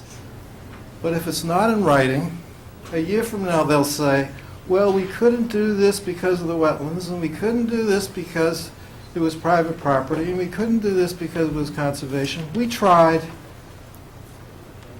and we have no remedy.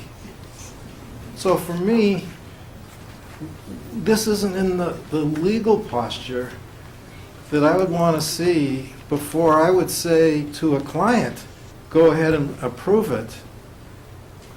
It would have to be all these promises, all these representations, all these things they say they're going to do need to be put into what we call a development agreement. And I've sent samples of those to the planning board so that they could see what they look like. It's just a question of sitting down, putting the stuff into paper so the voters know what they're actually going to get. And if they don't, if it's not there, then they know they're not going to get it. None of that's been done. So for me, I'm not comfortable with the posture of this at this point. But I agree with the idea that there ought to be 55 and older housing. I agree that the community needs it. I agree the community needs revenue. It's just not in the posture yet that I feel like, if I couldn't recommend it to a client who's paying me to give them legal advice, how could I recommend it to you in the town to adopt something where we don't have any of the legal protections in place? So that's where I'm at. Thank you, Paul. Lanny? Mary? Yes. If I could I just speak to some of those points? Sure. Thanks, Paul, for those comments. I just wanted to touch one of those points. So we have not worked on a development agreement with the Board of Selectmen because our thoughts or our thinking was that there's a preliminary development plan that goes along with the rezoning article. So as part of the warrant, there's a rezoning, which if the project is approved, there's a preliminary development plan that's been presented to the planning board that goes along with the article. And many of the points that Mr. Durenz has touched upon are in the preliminary development plan. And we're going back before the planning board. We've already submitted a preliminary development plan to them, and we're going back before them on Wednesday night. And as part of that submission, or as part of that process, the planning board will be getting a letter tomorrow with some changes or some modifications that we've made from our initial submission to the supplemental package that we'll be presenting Wednesday night that addresses some of the questions. And one of those commitments that will be in the package to the planning board will be the addition that the way your current zoning reads, only one member of each household needs to be age 55 years of age or older.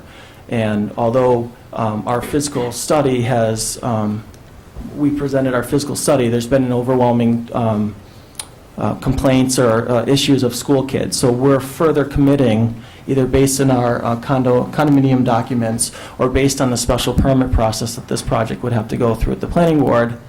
In writing, we're committing that no permanent residents would be age 18 years of age or younger. So that, in writing, will be going to the planning board for Wednesday's meeting. It will be part of the preliminary development plan. The second point that was brought up was trails, and from the start of this proposal, we've realized early on that the trails on the site are used extensively by the neighbors and by the town, and we've committed to leaving them open for the continued enjoyment of the town. There's a trail plan that's been incorporated into the preliminary development plan, which outlines existing trails that would remain, and where the development kind of interferes with the existing trails and cuts off connections. We've proposed new trail connections in order to continue a usable trail network, not only for the enjoyment of our homeowners, but for the continued enjoyment of the town. So in our mind, that is in writing, and it is part of the preliminary development plan. And the third point is the emergency access drive. So you're right, there are a few different emergency access drives. That's been brought up to us as a concern from the various fire and safety personnel and the Board of Selectmen and the Planning Board, that this project, needed a second means of access, an emergency access, a gated access, but some secondary means of access to the project. And to this point, we've proposed 3 different alternatives, and we've actually, in a plan that will be submitted to the planning board for Wednesday, is a modified plan. It's actually in the packet that was handed out today, but we've removed the access, the proposed gated emergency access, which just goes out to McGregor, that crossed town land. So, based on the feedback that we've gotten from the various boards in town and from our own consultants, we've decided to remove that alternative. So there are 2 alternatives remaining, which would be in the plan that is part of the preliminary development plan. One would go out to Wildwood, but would require an agreement with an abutting landowner. And secondly, one would go out to Maple Street, which is in our control and would need to be permitted by the Conservation Commission, which we know we need to go through the process. But that process happens after a rezoning. It cannot happen before a piece of land is rezoned. It's a long, very onerous process to get a notice of intent through the Conservation Commission. But those processes happen should this project be rezoned to allow a senior housing development at this location. Thank you, Mark. Lanny? Well, I'm uncomfortable with several aspects of it. One is that this is like middle-aged housing. It's not really like elderly housing. I mean, in their handout today, it says these active adult neighborhoods offer a continuous and varied calendar of entertainment and social opportunities such as special interest outings, performance and musical groups, and recreation programs. This allows residents to take advantage of an ever-changing schedule of activities to enrich their days. This is middle-age talk. It's not really elderly talk. And it obviously is without a social center of some sort. How even those activities are going to be centered, I don't understand. So I question the elderly. I question whether it's appropriately located. I believe there are other possibilities in the wings, that there are others interested in this property that have not quite come forward yet, but they are definitely interested. I think it probably is beyond the mile, which is a strict limit in the zoning bylaws, and whether it's affordable or not is an open question. And I doubt that it's really in character. You know, there's a famous play that was on Broadway called The Visit, where the town sort of sells out in its craving for revenue. I think we need to be a little bit careful that we don't get too berserk about the idea that we need revenue and therefore we should go for this plan. Jeff?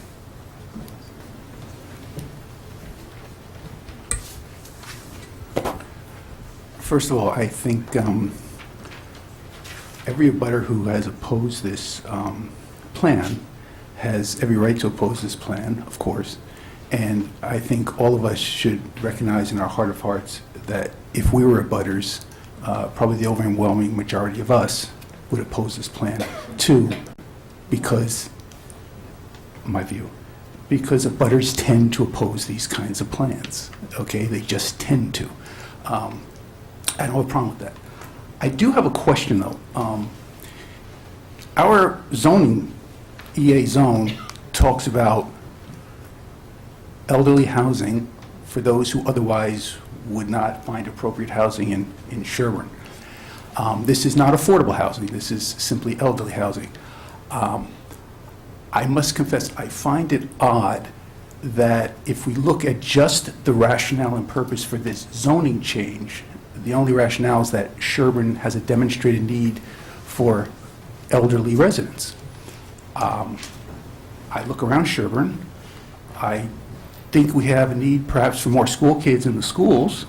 I think perhaps we have a need for elderly folks who are not particularly affluent. For the life of me, I'm not sure why we need more affluent elderly people in Sherborn. I think we have a large number of affluent elderly people in Sherborn. So if one is simply looking at the requirement in the zoning law, I'm not sure we've met it at all. This will not make anyone happy, I'm sure. I think if we were to look at this plan, we should be looking at it for elderly and affordable. The A part of the E and A, which seems to have been missing from the very beginning. And of course, it's not in my backyard, so I could support it wholeheartedly. Maybe some abutters wouldn't, but I think, given the fact that, based on hearings I've heard at the planning board and also at the Board of Selectmen, that we do need to look long-term in Sherborn for affordable housing. We need to address that issue. It's not a 2-week project or a 2-year project, but it is a project. It seems to me if we were considering this property as a stopgap measure or a measure along the way, this would be the perfect property to do the A part along with the E part.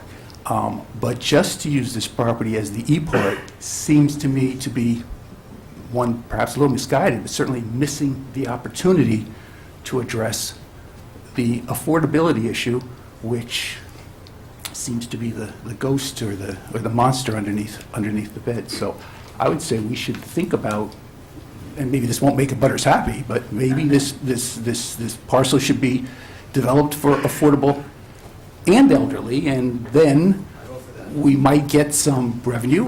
We can compare what the revenue streams are, but the bylaw doesn't talk about revenue as being the reason for doing the zoning change. It talks about what the town needs as far as diversification, et cetera, et cetera. So those are my preliminary thoughts. Thank you. Ben? Do people think I talk too much? Well, I'll fix that right now. All right, just a little bit of the history as I've been able to glean it from people who've been in town longer than my 20 years. The town in about 1975 decided that growth was out of control and needed to be stopped. Actions by the Planning Board, Board of Health, and Conservation Commission served to slow new development. Don't say the town can't do something if it sets its mind to it. The population is virtually unchanged since 1975 at about 4,400. Some things have changed, however. The fixed costs of running the town have risen for a number of reasons, and the demographics have changed as the population has gotten older. An example fixed cost is the fire engine we just voted for on Saturday. Given our model of fire suppression, the town requires the same investment in very expensive apparatus, whether the population is 1,000 or I'd guess about 10,000. We're at 4,400. We're sort of forced to buy equipment that, beyond what in some sense we actually need. The costs are spread over a population much smaller than what the equipment can support. The Pine Hill School physical plant would cost about the same to run, with only 200 enrolled, as it did when there were 450 enrolled. The town has huge legacy costs for employee retirement benefits that, because they are largely unfunded, will cost the town even if we didn't have any employees in the future. Better if these costs could be spread over a larger population. Because the population has been aging, enrollment is down at Pine Hill, and that dearth will flow into the middle school and high school over the next few years. It's possible that the high school would become less attractive if it becomes impractical to offer activities or teach certain courses because there are too few students in them. I definitely think, students are some of the raw material for the schools. I expect that with homes beginning to sell again, we will see some increase in enrollment at Pine Hill, and that will, trend into the high schools. But because of major trends in the aging population in the nation and decreased fertility, the schools could actually benefit from a small increase in the number of households in town with children. Our tax rate is high. It's over $20 per thousand, and that sticks out in any list of nearby communities. It is high enough that we are at risk of hitting the Prop 2.5 absolute limit of $25 per thousand, and high enough that it becomes a deterrent for people who want to buy in Sherborn. The worst case is quite conceivable. High tax rates reduce demand. Reduced demand lowers prices. Lower prices increase the tax rate. Lather, rinse, repeat. That's clearly an unsustainable situation. So how can the town get out of this stagnant economic regime while preserving the attractions of the town, which I see as the green space, the small town character, and the superior schools? I wrote down two possibilities, a miracle and small-scale careful growth. I forgot a third one that I had proposed some time ago, and that was that we could bid on a casino. That ship has passed. How should we evaluate the proposed EA zoning in this regard? Delivery of about $700,000 of new property taxes would allow one of the following. We could reduce the average tax bill by almost $500 per year. That might not sound like very much, but that drop by itself would put us below $20 per thousand. We could use cash for capital expenses, greatly reducing exempt debt overrides, thus reducing future tax rates and tax bills. Or we could pay down our employee benefit liabilities. Or we could ensure that our schools are funded adequately to maintain their outstanding results, or some combination of those things. I've heard objections, both from the meeting on Saturday tonight and at prior meetings, also from neighbors. Objection one, no one will buy there because the development is too dense. As some people noted, some people actually like neighbors, and this would be an opportunity for that. The development includes few amenities, no meeting rooms, no continuing care facilities, etc. Being over 55 myself, I can assure you that does not mean that I'm helpless and circling the drain. And there are a lot of people who are substantially older than I am in this room who I have to be astonished at just how much they can do and keep doing. I think what the real market opportunity is that people of this age do seek housing where maintenance is taken care of, but it's something that's intermediate between a conventional single-family home and a full care community. In fact, too many amenities I see would be something we absolutely don't want in the town, and that would mean that this project would become a town within the town, or as I would call it, a geezer ghetto. If there are to be new facilities, like this clubhouse or whatever people would like, wouldn't it be better if it was somewhere available to everybody in town and not just exclusive? We right now have a very large population of over 55s and retirees, and they seem to get along pretty well without neighborhood-only meeting rooms and other services. Objection. The development will fail because the units are ugly, cookie-cutter, overpriced, and exorbitantly taxed. Historically, this town has rarely interfered with the aesthetic choices of homeowners. Unlike Whitney Farms, this is a cul-de-sac not visible from the main road, and its houses do not impinge on the sensibilities of neighbors. Pulte has demonstrated success and expertise, and it is taking the financial risk, so shouldn't we let them do the best they can? I actually agree about the exorbitant taxes part, and I see this project as part of the solution. Objection. The development will destroy my property's value. We tend to notice change if it happens before our eyes, but take it for granted if it was there before we arrived. Remember that the things that you consider lovely in this town probably were considered some controversial eyesore by a prior generation. You might be offended by the change, but the next person will simply see it as what is. Objection. Conventional Sherborn housing would be much more appropriate in that location. If the new single-family homes have values equal to the average Sherborn home, and more than about 1.5 children move in per household to such a development, the additional education costs will outweigh the additional taxes. We'll actually be losing money on that kind of a deal. All taxpayers either lose services or pay more taxes. In no sense will the town make money in that case. Objection. I don't want to lose the trails on that land. This plan preserves the trail network. The alternatives that many objectors want, which would be conventional single-family housing, will disrupt trail access much more than this plan would. Objection. This is a scheme to start with an EA zoning but then convert to 40B. Well, 40B is certainly a major concern, but the possibility of 40B developments existed well before Pulte ever heard of Sherborn. Objection. Couldn't we stop 40B just by building 5 affordable units? To avoid 40Bs, we'd need a certified housing development plan, and we'd need to show that plan making continual progress towards at least 127 additional affordable units over perhaps 12 years. What builder is going to want to build those units? Whose backyard are those units going to go in? The town simply has no resources to subsidize that much housing. Finally, I took note on Saturday of the COA's position. To me, they seem like a group of thoughtful, careful people who love Sherborn. Clearly, they are experts on living over age 55 in this town. They took the trouble to inform themselves about the project, make field trips to inspect example developments, and provided suggestions to the developer. The developer has responded constructively to suggestions from both the COA and the Board of Selectmen. That the COA concluded unanimously to endorse the project, I find particularly significant. So I'm come down generally in support of Article 32. Thank you. Thank you. So I guess I get to go last. Nice to meet you. Since I've been chairing this committee, one of the things that has become obvious and glaring to me is the amount of money that we pay in debt service every year. And by 2018, our debt service on known items, these are items that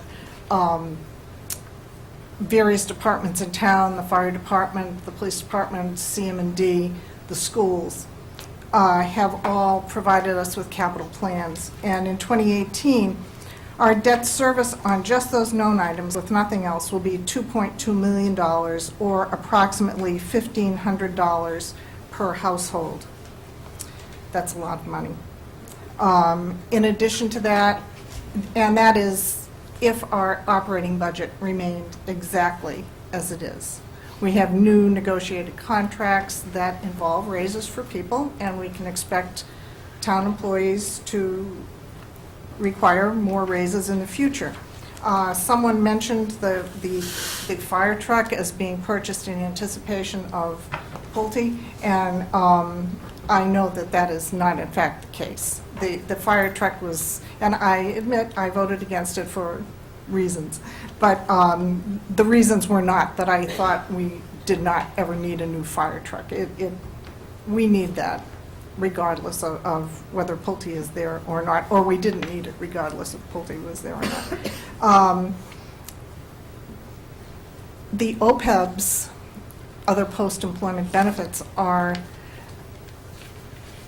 unfunded, basically, currently. We're making an attempt this year to fund them a little bit more successfully, but that is our town OPEBs, and there's a significant burden on the regional schools that will have to be funded at some point. We owe this money to these people. They have worked, and we are going to have to pay them.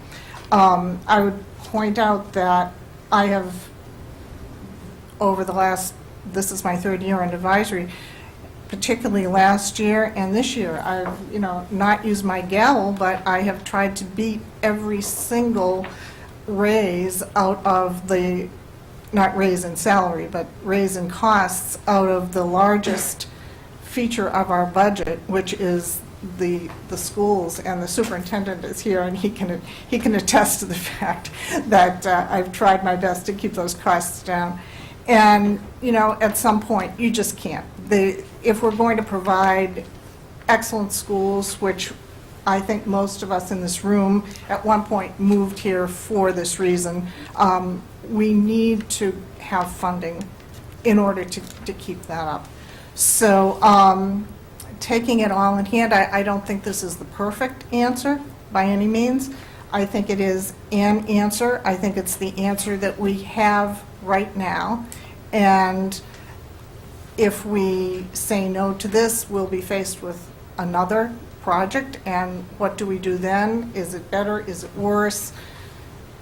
I don't know. I know that this is here. This seems acceptable to me, and so I am probably going to vote in favor of this. So the rules say that if there is any further comment from the floor, and I would ask you again not to repeat something that you've said, but we give you 2 minutes, but please try to keep it under that. Thank you. Yes, Warren Wheelwright. Jeff Waldron asked about the legal aspect if this becomes an EA. I have it from 2 lawyers, separately consulted with, that Pulte can change to a 40B anytime they want, unless you have a contract, as Paul talks about, that ties them to an EA, and it's ironclad. It's just plain signing up for an EA and telling you what it is. They can change it to, in a heartbeat, to a 40B when it starts not to sell. Thank you. Thank you, Warren. You know, and I would suggest, Paul would know this better than me, that I don't think you can contract to forbid them to convert to something they're entitled to do under state law. Yeah. But he knows that area of law better than I do. But in any event. Bob? I'd like to make a few comments to issues that were raised by the Sherborn Advisory Committee and the BOS. I think, I guess I'm surprised that the Board of Selectmen haven't asked for some of the points that Paul Durenzis brought up already, and I heard in the response that they will be put into language that can be agreed on, and the planning board can insist on it. I personally don't think that's an issue. The second thing I'd like to bring up is there's been questions in the past, although not here tonight, about quality of building. I would just like to make a comment that I was chairman of the building committee of Leland Farms, and we have very good building inspectors in this town. I remember Ray Grenier, who was our plumbing inspector. He took me down there and showed me what something that had been completely installed in one of the buildings. And he said, they're going to have to take that out and redo it. And they did. I mean, that's what you expect from good building inspectors. So quality is up to the town, or we could write in specs, I would hope, maybe not. The senior center that I think Vicki brought up has been discussed, and I think, frankly, that we have a center in town, a social center, and the community center. I know the seniors do exercise over there, although whether they still do or not, I know that they have in the past, and perhaps they still do. And Lanny brought up some of the social aspects that need to be included in this. Our Council on Aging is very active, and they go on trips regularly, and there's a lot of activities that they partake in. Okay. Okay, thanks, Bob. Sarah? Sarah Raggy, 46 Forest. One thing that I think would be very difficult to enforce, and I think maybe our zoning laws are addressing this, and maybe Pulte's trying to override it, is I understand that the home buyer needs to be 55 or older, but I would be hard-pressed to think that you could evict someone who was in the position of parenting their grandchildren. And I know of 2 families in Sherborn that have raised their grandchildren. So that's something that I think has to be, that's just real. I mean, what do you do, evict them if... I would just actually like to address that, because some people seem not to want this project because there might be some children snuck in there, okay? Other people seem not to want this project because there aren't enough children being snuck in there.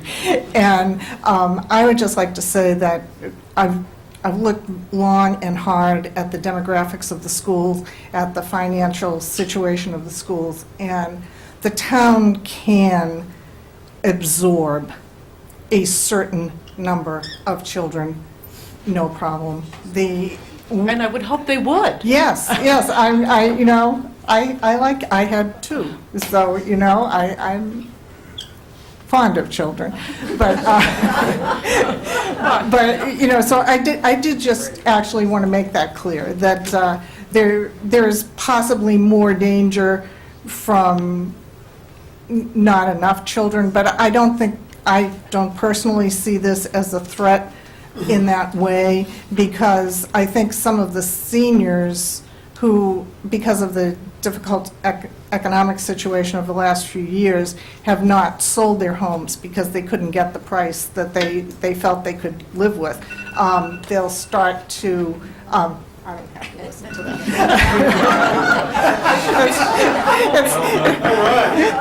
It's nice to be... It's not my 2 minutes. It's nice to be queen.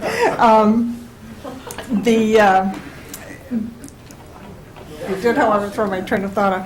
The seniors will sell. The seniors will sell, I think, when, the economy picks up a little. It has already started to do that. And when they do sell, if I were to sell my house, I don't think another senior is going to move in. I think it's going to be a family with children. I think that a lot of the people who are remaining in their 3 or 4 bedroom colonials at this point are holding on to them, and they will, they'll be replaced by families with Well, I children. was just, not campaigning, but just suggesting that maybe it shouldn't be drafted as rigidly as... Right. And, yeah, I mean, I'd have some sympathy for that. Keeping everyone under 18 out. Yeah, I would have sympathy But then I for have that. 2 legal questions, and I don't know if Paul could answer them. Poor guy's on the spot, all legal. I mean, or another municipal law person. One is, I'm under the impression, there's this threat of the 40B, if they don't do this, then they'll do that. I was under the impression that if this is not voted at town meeting, that there is a year before a 40B can be proposed for that property. There's a waiting period of a year. There's a waiting period of a year, But a Pulte cooling might- down period, if you will. Is that? But Pulte might have already put that in January when they Well, filed their forms. I Okay. talked about with the Gino about this. Okay. I need a microphone. Whoever's talking needs to go to the microphone. So Paul, do you have no comment on that? The problem is the Board of Selectmen has continuing jurisdiction over this issue, and so I Okay. don't think the board should be saying much at this point. Things will have to come before us, and But you see, here's this other piece, is that Barb brings up a good point, people, for lack of a better word, diss the project and don't have anything to replace it with. And I think, there's just a lot of unknown out there. So I'm just trying to shrink the amount of real information. And another question I have is, if this property's in a Chapter 60B or a farm status, does that give the town the option for a right of first refusal on it? Or does this just steamroll ahead, or how does all this unfold? there's the same there's the complicated 2 minutes. answer I'm to done. that I would rather not take a position on right now. I just thought it was illegal. It was a There is, it is in 61A or 61B, and there is a right of first refusal that's recorded in the Registry of Deeds. That gives the Board of Selectmen the right to step into the shoes of a buyer and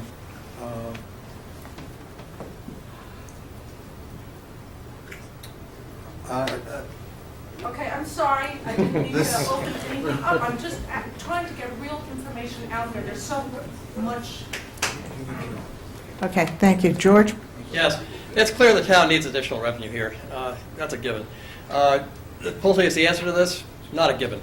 Pulte is not guaranteeing you the figures they've given you. And before you can actually place this thing as an article on the warrant, you owe it to the town, as a matter of good business practice in addition, to actually get informed, independent, outside opinion as to whether these figures are valid, that are going to give you anything close to what you think you're getting because of what they've already advanced to you. It's not a guarantee that you're going to get this money. They can't promise this to you. It hasn't happened yet. You need outside, independent confirmation that these figures are anywhere close to what they say they are. Thank you, George. Tom? I'd like to pick up on something that Vicki got into, and I think Lanny mentioned, and that is the issue of amenities. And as Mark knows, I've mentioned this from the very first meeting. I said, can't we have some sort of community building up there? I'll even design it for you. It would have half the square footage of this whole room, be a little more longer, have a ramp, have a gas fireplace, a kitchen, and a bathroom, a place for people to have bridge games, canasta, meetings, a little library where they could trade 50 shades of this and that. And, make it a place where people want to go and enjoy each other's company on neutral ground. We're talking about a basic building, nothing fancy. Now, when I mentioned this at one of the planning board meetings, John Higley mentioned, well, we're going to have a senior center in downtown Sherborn. Well, we've been talking about that for 20 years. Let's make this, if we're going to call it a village or a community, and it's going to be self-contained, and Mark, you've used all those words, and your associates have, let's take a meaningful step to make it that by having a place where people can gather. It's going to add to their maintenance bill a little bit, but in the scheme of things, it's the right thing to do to make this community successful. And if you did that, if you make a change on your plans, maybe cut back on the plan, it doesn't look like you have room for it. So you might have to cut back on 2 or 3 houses, or maybe more, and so be it. I think you ought to make room for this kind of facility. And if you did that, I, for one, would support the project with a lot more enthusiasm than I do now. Thank you, Tom. Mark? Mark Brandon, 16 Deerfield. Just to follow up on what Tom said, we could also consider building it at 23 Washington Street, which is why I think we bought that piece of property in the first place. But that's actually not what I want to talk about. I think Paul brought up some good points, and I heard Mark address quite a number of them, but the one I didn't hear him address was the idea about contracting out any further 40B, and I was wondering if Mark could talk to that.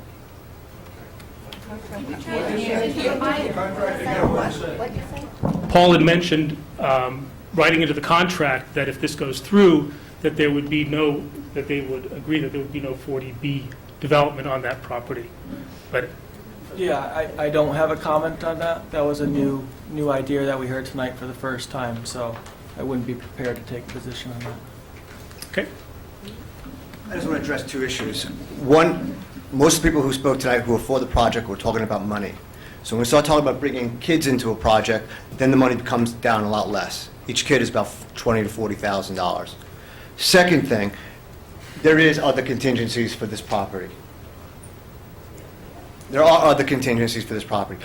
All those contingencies, none of them had the property as a barren property with no development on it. The difference between this project and what can be done without changing the zoning is only about $200,000 in revenue. That's what we're talking about here. And for that $200,000, we get to throw away all our zoning laws.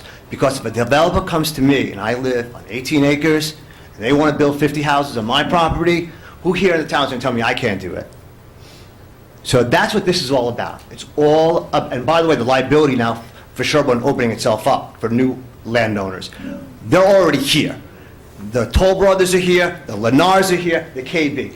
Any revenue that we think we're going to get from this project is short-lived. And I actually agree with Jeff. If it's going to be affordable housing, make it affordable for elderly. That's what we need. We need 100. We don't need 116. We need 109 units. That's how much we need in affordable housing. It is doable. We can do it. The key question here is how do we control the spending? This is not going to be a revenue-producing project.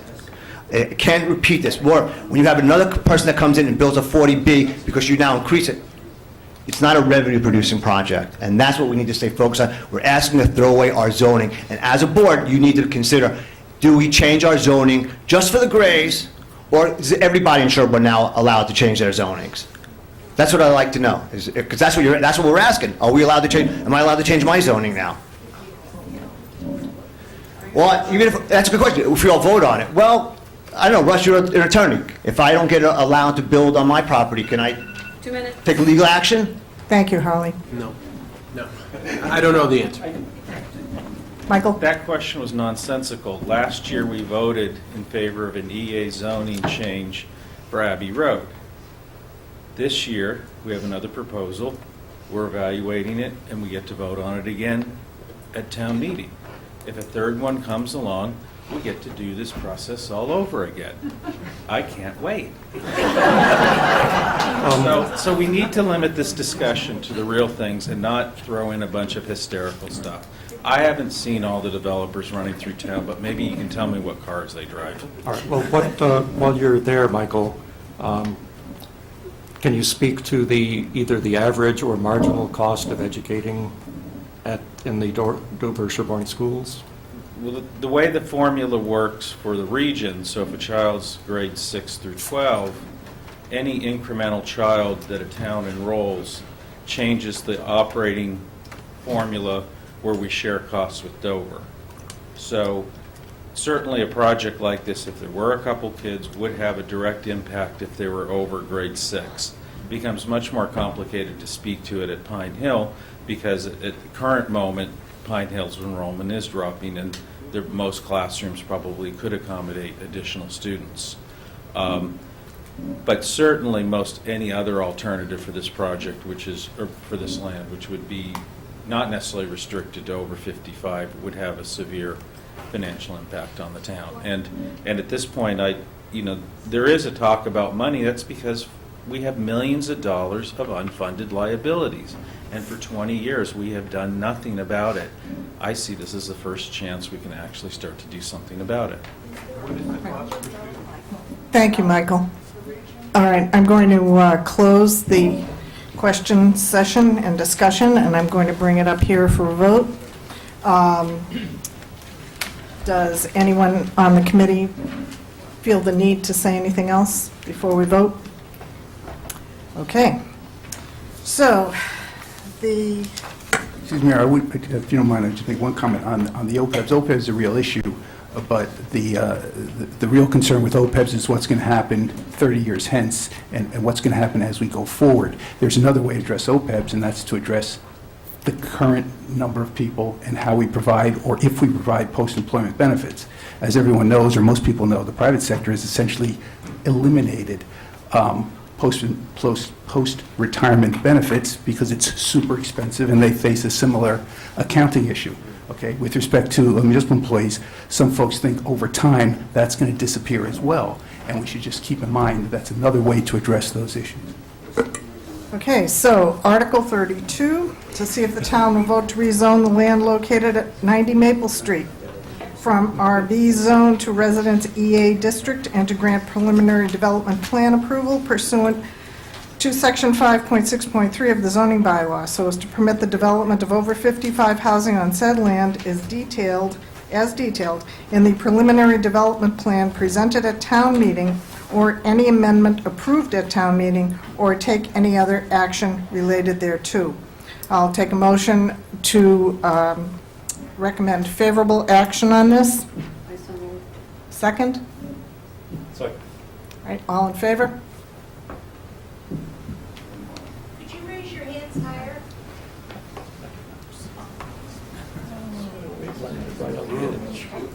Okay. Opposed? All right, we have 4 and 4. What is that? It fails, and it's not approved. I'll take your word for that, Paul. All right. No, it doesn't. So, Don't we make a note, though, that it was typed? we will, this will appear in the advisory committee's report to the town, and we normally, if we have a divided vote, we write up the majority vote as the sentiment of the majority, as the advisory committee's suggestion, and then we allow for a minority report. I believe that we will have 2 reports in the report to the town. Thank you all. Mary, could you just describe what the voters will face at town meeting? Because this remains on the warrant, will be an article for voters to address Yeah, at town meeting. excuse me, Selectman Caruso is asking a question? So I just wanted you to just make that clear. So your advisory will is basically, as Paul describes, since it failed, you'll be making a recommendation for no action. You'll be providing your write-up. And so in order for this to move forward, this will still be on the warrant. It's on the warrant. We've signed the warrant. It still exists. That's correct. And it will be at town meeting for the voters, and motions may be made, I'm not the moderator, but Right. the motions could be made on the floor to, you'll be making your motion as advisory to, Correct. for unfavorable action on this, right? Correct. And someone make, No action. no action, excuse me. And so somebody could go forth on town meeting floor, try to make a motion to overdo your no action motion, and then bring this forward. Right. And then it would still be Or- subject to the two-thirds vote, or that may not happen. Right, I'm just or- saying that it's not, it doesn't end here. No, If no. people think it does. Right. And it doesn't even require it actually, I would think, correct me if I'm wrong on this, because I'm not a lawyer, that if we recommend no action and our recommendation is defeated, it doesn't require another motion. It simply, Okay. the motion of no action would simply fail if enough people at town meeting voted against it. Am I correct, Paul? But then there could be another motion. A zoning change requires a two-thirds vote. So a motion to defeat a no action is a majority vote. So there would be a motion on the floor. I assume somebody would make a motion to vote no on the no action. That goes down. There has to be now a motion to take favorable action, and that would require a two-thirds vote. Okay. I'm sure town council will have us prepared for all eventualities. Thank you very much. Madam Chairman. Madam Chair. Okay. Madam Chairman. Yes, George. Yes, I'd like to make an observation and a request.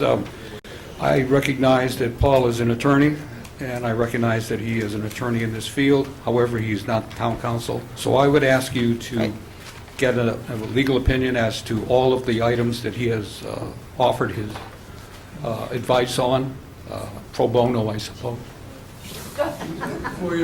Thank you. Thank you, All our George. town council is going Excuse to do me. pro bono legal work. Richard? Mayor, I'm sorry to belabor this, but it occurs to me, you guys have not approved a motion of no action. You've simply not approved a motion to support it. Do you need to do so? Is that automatic in voting down the positive motion? I do not know the answer to that question, Richard. I don't know.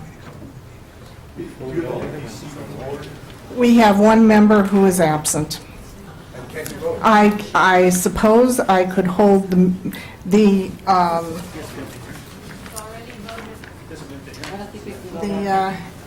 case of a tie, I suspected let me start over. I knew that our ninth member would not be here tonight. I spoke with the town moderator, and she believed that, I'm not sure what she believed at this point. I'm going to take that back. So, because there's a lot of negative wording, not negative sentiment. So, I would, Mr. Durensis has said, this is it, we will pursue it with town council. And you will let us know if we need to come and do this all over again? I will. Thank you. Grace? Can you not conclude your meeting? We could not conclude our meeting. That would be a possibility. Right. But Terminate your public hearing. I don't know how you can reopen. Okay. So the next order of business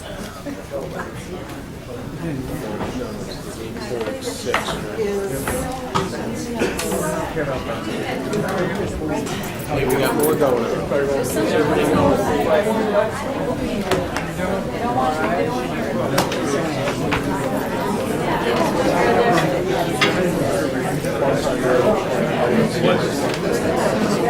Okay, if I could ask the people who, excuse me.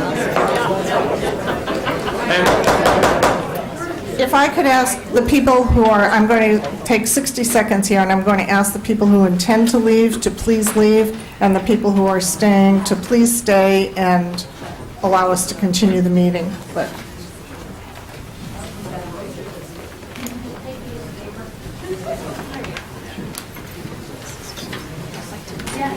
Get one of those butterscotch with throat spot in there. If he's first to one, you got those first those butterscotch and pour over there. They work well. As the carrot. Seems to me like that's why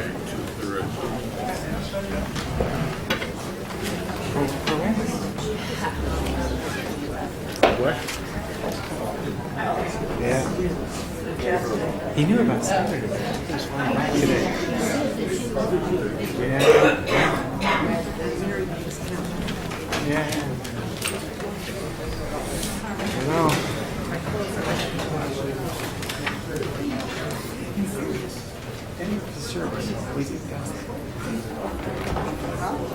What was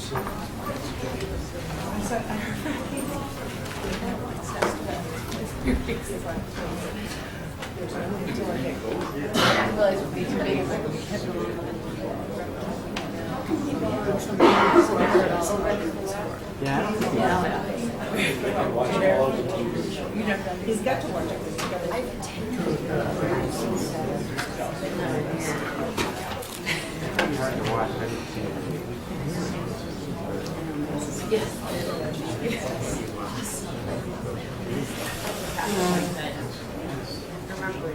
Okay. Are we ready to go here? We're ready to go. Okay. So the first order of business that was held until this evening is line 6 of Article 8, and that is the Farm Pond plan. So with Survey. further ado, I'm Catherine Rockio. I'm the chair of the Farm Pond Advisory Committee, 60 Harrington Ridge Road. And the Farm Pond Advisory Committee recommended to the Board of Selectmen that it's prudent for the town to develop a long-range management plan for farm ponds, as suggested by the Department of Conservation and Recreation, Massachusetts. Citizen volunteers have been monitoring the water quality and vegetative growth for many years, and Farm Pond is currently in pristine condition. However, the rapidly deteriorating conditions of neighboring lakes and ponds are a serious threat to our unique treasure, which is Farm Pond. So we're asking for your help protecting Farm Pond with sponsoring a plan. Farm Pond is a town treasure. It's pristine, really pristine compared to local lakes, and we've been lucky, and we're lucky because it's a small watershed area. There's natural land barriers. There's a history of planted buffers. It's naturally acidic. The town was very intelligent about not preventing motorboats of 1935, I believe it was. It's comparatively, it's got limited human access. We've had success with, stormwater management processes, projects to improve stormwater runoff, and the watershed area is fairly undeveloped. So we've been very lucky that it's this pristine. Farm Pond is a water resource, and I forget the name of Jeff, I believe it is, or who's in charge of the watershed, said that, this is his quote, the only high yield water the only high yield resource watershed that is completely within the control of the town is Farm Ponds. So it's important to remember that as well. But here's our main point. We believe that it's only a matter of time before Farm Ponds, it is a matter of time as Farm Pond ages. And our concern is that the aging process is going to happen in the near term and not the long term if we are not, don't take protective action. The threats are invasive aquatic plants. You've all heard about milfoil. There's water chestnut. There's other plants. There's the problem with stormwater runoff that we still haven't completely perfected. If we make some poor land management decisions, the problem is that 2/3 of Massachusetts' 3,000 lakes and ponds are already permanently affected by invasive plants. Holliston, Lake Winthrop, Natick, Doug Pond, Lake Tituate, Wellesley, Morris Pond, these are some of the permanently affected. And also we have to worry about changing weather patterns in the region and warmer waters. So what is a management plan? We'll let you read all of these points here, but our point is, so we're looking for data analysis, baseline evaluation, field work, pollutant loading model. We're looking for recommendations on, I don't know if everyone can see this, recommendations on what monitoring needs to continue or begin, identification of observation of protection methods, pre-planning for removal of threats. In short, the Farm Pond Advisory Committee, we're not a professional team. We need some professional advice. We're pretty passionate about the pond. We have been good advocates, good PR. We're a good PR group trying to proactively let people be aware of how wonderful Farm Pond is and how much it needs to be protected, but we're not exactly sure of the exact steps to take. And it is our feeling that a proactive approach to protecting Farm Pond is needed now. We have selected Norfolk Graham to provide the town with a professional analysis of the watershed and to make recommendations on how to preserve and protect Farm Pond for future generations to enjoy. And on the town warrant, number 7 under Article 8 is a request for, I guess, $25,000. $24,500 we've worked it down to fund a Farm Pond management plan. And in conclusion, we believe that proactive planning is very cost effective. We'd like to state that towns, surrounding towns such as Wellesley have a $2 million budget over 5 years for managing reactively Morris Pond with algicides, phosphorus inactivation, weed harvesting, dredging. Niles Pond in Gloucester is an example that has a budget of over $100,000 for a year for weed raking. And the problem is once invasive plants are established, you can't eradicate anything, you can only control things. So our request is that that this be funded now and with a capital budget item for $24,500. We did get a quote for $39,000 and worked it down. Do we have anything to add? I mean, we could just continue to illustrate the importance. Excuse me just one second. Can the people in the, excuse me, Grace, can the people in the corner just, thank you. 5 minutes. No, I was just saying, Melinda O'Neill, I'm also on the Farm Pond Committee, 8 Fawn Road, that we could continue to illustrate the importance of the plan, but my sense is that the committee does feel that it's important and recognizes that part. I don't know if you have specific questions about that. It's more the dollar figure that's... Well, it's several things. Before we go with that, though, I just want to see if there's anyone in the audience who has a comment to make. The selectmen support this. Okay. Anybody to speak? Unanimous. And motherhood and apple pie. Yeah. Britt Phillips, 50 Hunting Lane, speaking as a member of the Capital Budget Committee.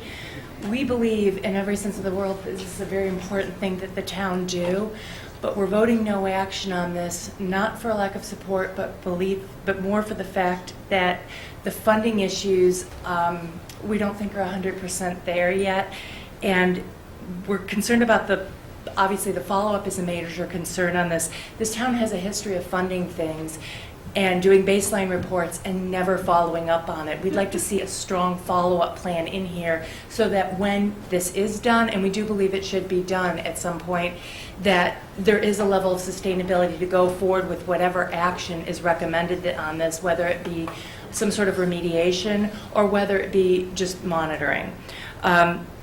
Right now, we don't feel that's clear.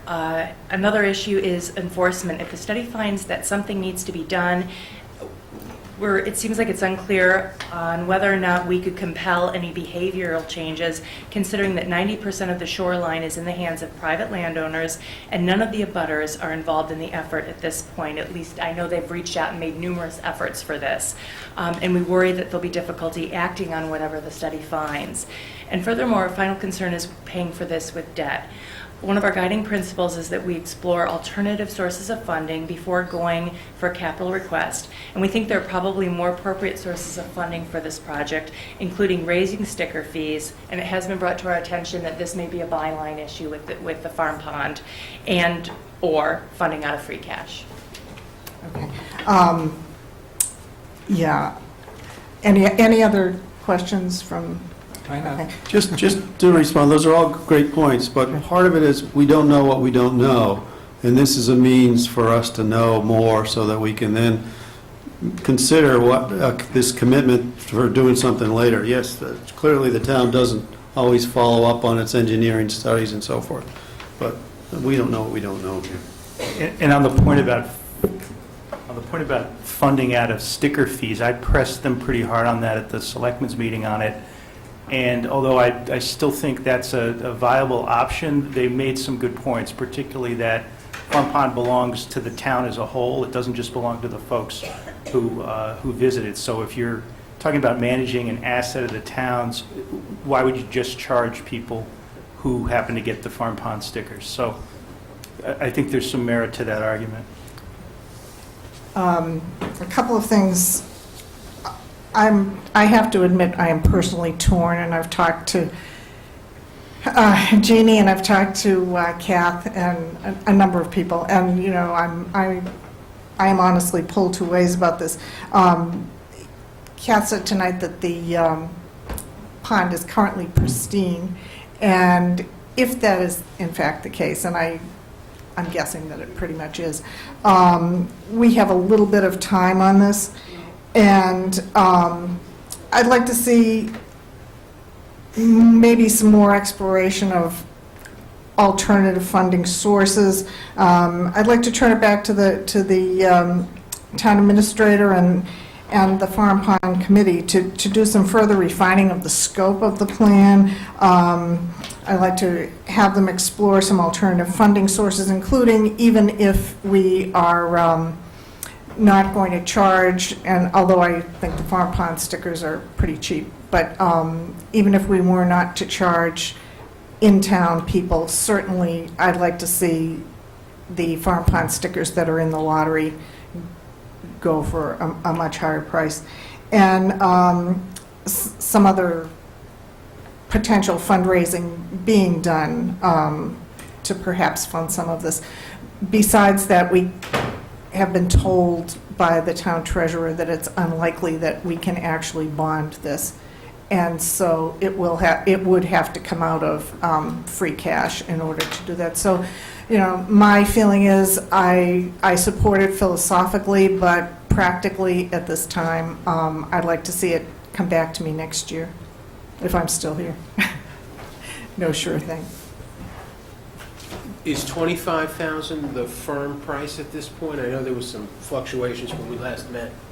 $24,500, I believe, is the firm price. And we initially had a quote of $39,000. So we had worked it down significantly. I'd like to speak up about it if I can. I'm very much in favor of this, and I think I understand the funding issues, but I think they're short-sighted, to be honest with you. I think that, I lived in Wellesley right near Morris Pond, so I know what she's talking about. If we say the pond's pristine now, we do this study, and everything comes out pretty clean, then we need to confirm that. But not only that, we've also created a baseline from which we can measure 3 to 5 years from now another study, and we may still be considered quote-unquote pristine, but there may have been some degradation from 5 years ago to pristine, so you can at least see the direction in which things are going. Ignorance is not bliss here, and if we do the study and there is problems, we're way better off finding out as soon as possible so that you can have more remedies available to you. And any decision to delay this, I think, is a mistake. We're spending $900,000 on a fire engine, and I consider, after the schools, Farm Pond to be our second biggest asset in town. So I think $24,000 is very, very little money, $24,500, very, very little money for the peace of mind this would give. And I think the abutters, you know, their property value depends heavily. They've got they measure it not by acreage, but how many linear feet they have on Farm Pond, I think. So I'm pretty sure that you can get the property owners involved if they find out there's an issue here. They will benefit, and they will obviously be affected by it. So I do not support deferring this, and I think we have enough free cash. We've talked about, I agree that it probably can't be funded by capital, and nor should it be. And we've talked about not just this, but some of the other, the fuel accounting software and some of the other small things that are currently listed here under a capital project might be funded for free cash. And I would encourage us to include this in our free cash and to support this measure. Thank you. I would support Jeff's view, because to be perfectly honest, after having sat on this committee for a number of years and listened to a capital project come along and say, you know, why didn't we do this? What were wrong with those dummies 5 years ago who let this slide and let this slide? I hear that over and over again. I don't want to be known as one of the dummies who, for something as important as Farm Pond, said, well, let's just close our eyes and not be aware of the asset we have and be in position to protect it. It seems to me that the list of horribles that Jeff mentions, if that comes about, then, you know, once again, we just look like dummies. We just, you know, save $24,500 so that we could spend, you know, $500,000 5 years from now. I think it's a false economy. Yes, I agree with the two Jeffs. I mean, there's no resource aside from the schools that affects so many people and gives so much pleasure and is so important to the value of the town. It just, for 24/5, it seems ridiculous to put it off another year. Mary, just one quick thing, and then Paul. Last summer, the pond was closed 15 days out of a very short season. So even though we think it's pristine, it gets pretty yucky. Right, although that's a different issue, though. I don't know. Paul? I just want to remind you that we all made a commitment to take care of this pond. Originally, up until a few years ago, it was owned by the Commonwealth of Massachusetts, and they wanted $1.2 million for the town to have it. We went to the governor. We made the case that this pond would be better taken care of by the citizens who live in the community than the state with its far-flung, distracted attention. And the governor came through for us. The general court came through for us in the belief that this town, in fact, would take care of this pond. And putting $25,000 into it is small potatoes. Please, let's stand by our commitments. He trusted us. Let's do what we should do. Thanks, Paul. Perhaps this is but a small amount towards fees for Farm Pond, but I think I might not be completely the only one who would feel this way. When I turned 65 and went to get my sticker, I found one of the benefits of turning 65 was that I didn't have to pay for a Farm Pond sticker. I feel exactly the same about this as I do about the national parks. I only had to pay $10 for a lifetime. I'm willing to pay for this. I've never even, since I've been to Sherborn for 14 years, I've never even been swimming there. It's always a concept. But I know it's important value, and also as a biologist, I absolutely support those views that are, say, any short-sightedness on something like this. Everything is at such a breaking point. I see it in my own yard. And so I say, protect what you can, because the cost of protecting it later cascades. But I honestly believe, and I'd be willing to even, tromp a few places around to say, hey, they need some extra money. Would anybody over 65 still be willing to pay for their pond sticker? I can speak to that, because I am over 65 and I still do pay for my farm pond sticker. Oh, you mean I still can pay? Okay. I just want to ask a quick question.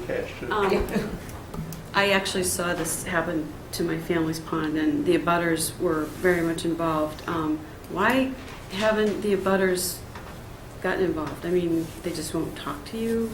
This is a... We've got former abutters who are on the, former committee members who are abutters. I don't think that they're opposed to it. I just don't think we've been able to necessarily get them to be overtly in favor of it. I'm not sure if that's Why do you think because- that is? Yeah, I don't know. They want to- Answer about the plan per Yeah. se. Are they afraid they're going to have to pay for it, or what? No, I don't think it's, they No, Jesus. we have told them about the plan. We've certainly asked for their support.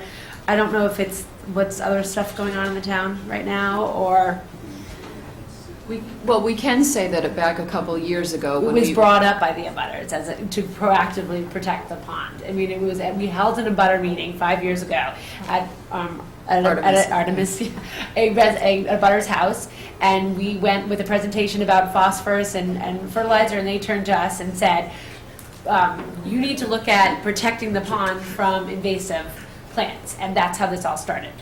So I think that they're not again. I mean, they do support it. It's just not that we didn't have them here tonight. In this whole discussion, as I said, I've been torn about the, Yeah. I talked to you. And one of the things that occurred to me is, what is the situation with the yacht club? And they're abutters, but not, I mean, they're not landowners, sort of there, but they are.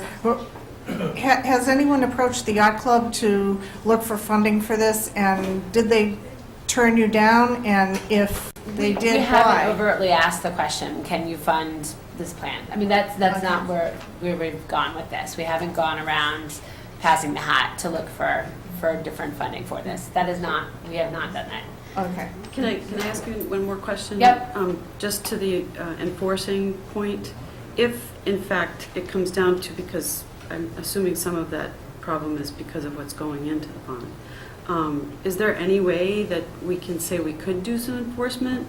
Or is this what you're trying to find out from? That's what we're trying to find So out. that will give you the ammunition you need to go and. Or more professional opinion or advice. I mean, I would hate to use the word ammunition, because I do think people who live on the pond are advocates for the pond, but I think it would give us a professional assessment of what makes a difference and what doesn't.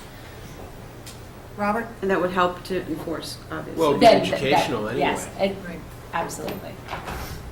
Robert? Robert Johnson, Western Avenue. I just suggest to you that a few years ago, the so-called pump house was up for some money, and it failed to get town approval, and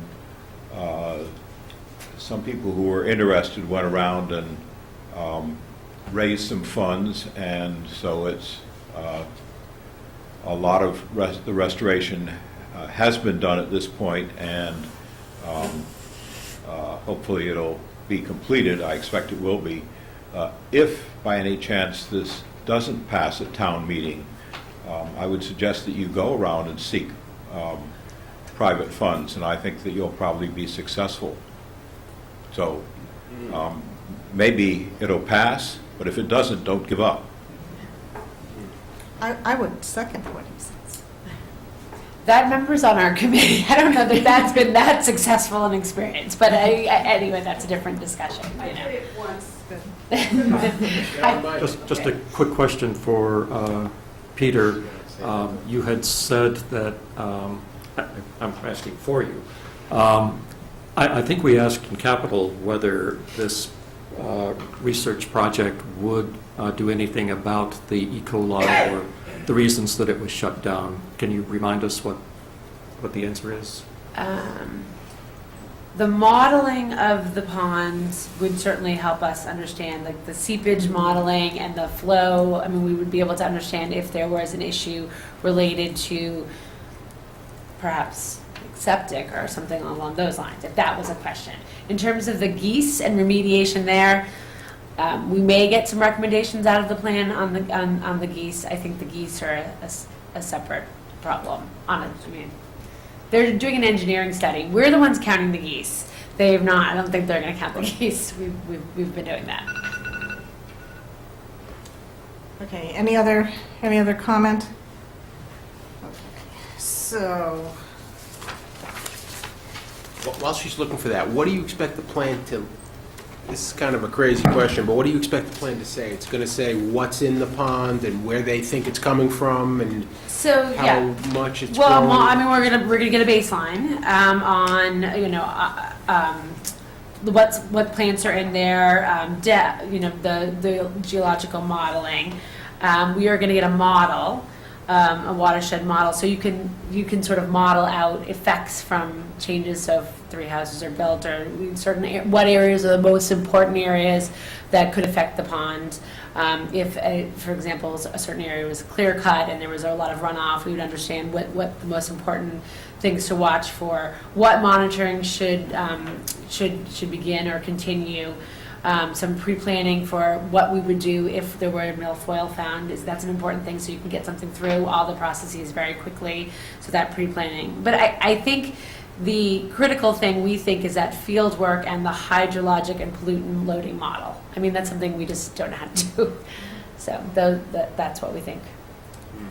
It's kind of like a checkup. Can I add to that a little bit? Yep. I've seen a fair number of these reports. I've never seen one as cheap as 25,000. Well, I've seen 400,000 and more. But a lot of the reports come back and say that phosphorus is too heavy a load on certain water bodies, and phosphorus comes from fertilizer. So I can see that this report is going to could, I don't want to scare anybody, but could lead to the town addressing nutrient loadings that are going on around the pond, both in terms of phosphorus and in terms of nitrogen and other nutrients that would feed into the pond. And that would allow us to take appropriate steps, both through education and, if necessary, through regulation, that long-term will save the quality of this pond. So, Paul, to what extent can the town require abutters, for example, to do remediation on their property if, in fact, we do the study and it's found that there are issues? Quite a lot. Really? I would think the abutters would voluntarily, change their fertilizer to save their ponds and, rather than purposely pollute the pond, but I don't know. we can do a lot. Before we scare people, we're not going to resort to regulation. No, I if we understand can, if a study comes back and says, oh, there's the wrong type of fertilizer being used around the pond, let's first work at education and getting cooperation and building team spirit. But there always is the ultimate device of imposing regulations if we had to. Okay, I wanted to be clear on that because, everything is only a little bit until it adds up to the, amount of the whole budget. And I've had 20 years of things getting surveys and studies and yada, yada, getting funded, and then nothing happens as a result. I mean, there's grassroots efforts to test the pond going on right now, to evaluate it for the past 10 years. I've gone out in a boat, done the tests, other people have gone. I think that the Farm Pond Advisory Committee has the ability to get things done once we're told exactly what to do. This is the assessment on what needs to be done. I forgot to announce myself previously. Joanne Wong, Maple Street. My first question was, what's conservation's role with Farm Pond, or is it not involved in oversight of Farm Pond? I have no idea. And with that, where I live on Maple Street, I'm an abutter of the pond, Carter Pond. And I can assure you that when we built a wall that was just, on kind of the border of 100 feet from that pond, that there were absolutely things I had to do. But I think and permits I had to pull, and things I had to pay for, and conservation was in charge of that. And conservation is very involved in the stormwater runoff piece of this. The town just finished a project, and Norfolk Ram worked on that project. They're the contractor who gave us the scope of services document for the 24,500, and conservation was very involved in that. But as an abutter, I mean, you're talking about abutters, and you're not sure what conservation's involvement is, and I really think... I think maybe a distinction I might draw, not knowing anything, is that you wanted to do something. And true, and it wasn't proactive, and so in order to do that, you had to do certain things. Whereas, I kind of get that distinction. So, But, Mary, still if I think could, it's anything worth within 100 feet of Farm Pond is subject to regulation by the Conservation Commission if they do anything to alter the property. But beyond 100 feet, there's no Conservation Commission jurisdiction. And if they don't do anything to alter the property, right? I mean... That's right. I mean, if they were applying fertilizer, for example, routinely, and they've been doing it for years, then that doesn't come under Conservation Commission jurisdiction. That was kind of a distinction. Although the commission will sometimes put conditions in permits, I understand, that would restrict the ability to fertilizer. I know they put one in my permit. Okay. Ben, are you ready to... Are you ready? Sure. Okay. Yeah. Okay. Well, if I'm over here, it makes an odd number. Let's see what Okay. I'm usually the oddest member of the committee, so I don't know what it means if we have an even number. Okay, I'm done here. Okay, so I don't think I have to reread the language. I'm going to recommend, I'm going to ask for a motion that the committee recommends favorable action on line 6 of Article 8. Make the motion. Okay, second. All in favor? All right, that's good. Yay! That was unexpected. Having done that, we have now got to figure out how to pay for this. So, okay, but before we get there, I believe we also had a hold on Article 11, and you guys were going to get, by you guys, I mean the Board of Selectmen. We're going to get some more information. David's got some info for you. Okay. One of the issues was adding the word personnel in front of contracts, was that? Yes. Okay. That would have no negative impact if that was added to it. And without it, there's no extension of the Board of Selectmen's powers to any area that they're not already overseeing, because it does limit it to the items that are under them. So they couldn't just automatically go take responsibility for something that's in the tax collector's realm already, especially if it was under statute, their responsibility. So does somebody who knows something about this want to Given what we've just been told, I would say that I would renew the motion to approve this article with the word personnel added before contract, and We're in agreement. Okay, and by doing, I'm fine with that, but by doing that, does that have any effect on the other two articles that we've already approved? It allows for it allows for 12 to go forward, and it allows, I think, for the withdrawal of 13 if in fact 11 and 12 are approved at town meeting. So Exactly. That's exactly what Okay. town council said. We have to have 12 in either 11 or 13. We would prefer generic, Yeah, I would. not make I it would personal too. for a personal contract. I don't That's like that. just too, 11, 12, too and personal. 13. Yeah. So we So urge you you'll to... withdraw it? No. No. Okay. We're going to wait to see if the they'll voters... see what happens at the meeting. We'll see if the voters vote Article 11. Okay. And if the voters vote Article 12, Then You you won't need 13. then we won't need 13. And we'll ask you to recommend no action. But if the voters Okay. don't, we still want a favorable action on 13 because Okay. we may have to go that route. Okay. We need one or the other. Okay. All right.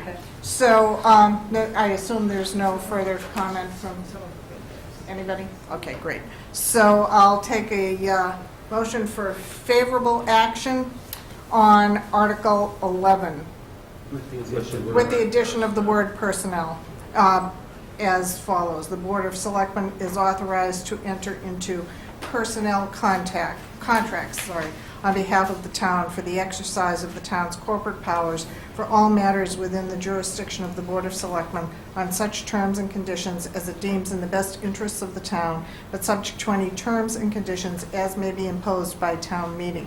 The Board of Selectmen shall not contract for any purpose or on any terms or conditions inconsistent with the provisions of any general or special law or take any other action related thereto. Moved? So moved. Second? All in favor? Okay. Point of order, who is Yes. taking minutes for us? Amy Davis is taking them, and she will take them from the tape, as she Okay. does typically. Thank you, Ben. Well, I looked around and I didn't see anybody writing. So the final article we have to settle on tonight, and Ruth is, bless you, Ruth, still there. Free cash, yeah. 28, Article 28. Article 28, and that is how much free cash we're going to appropriate, and that depends on the disposition of Article 8.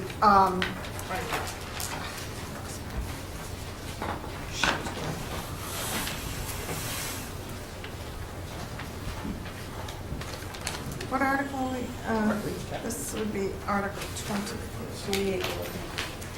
Okay, here we are. No, that sheet is missing from my, here it is, yes. Okay.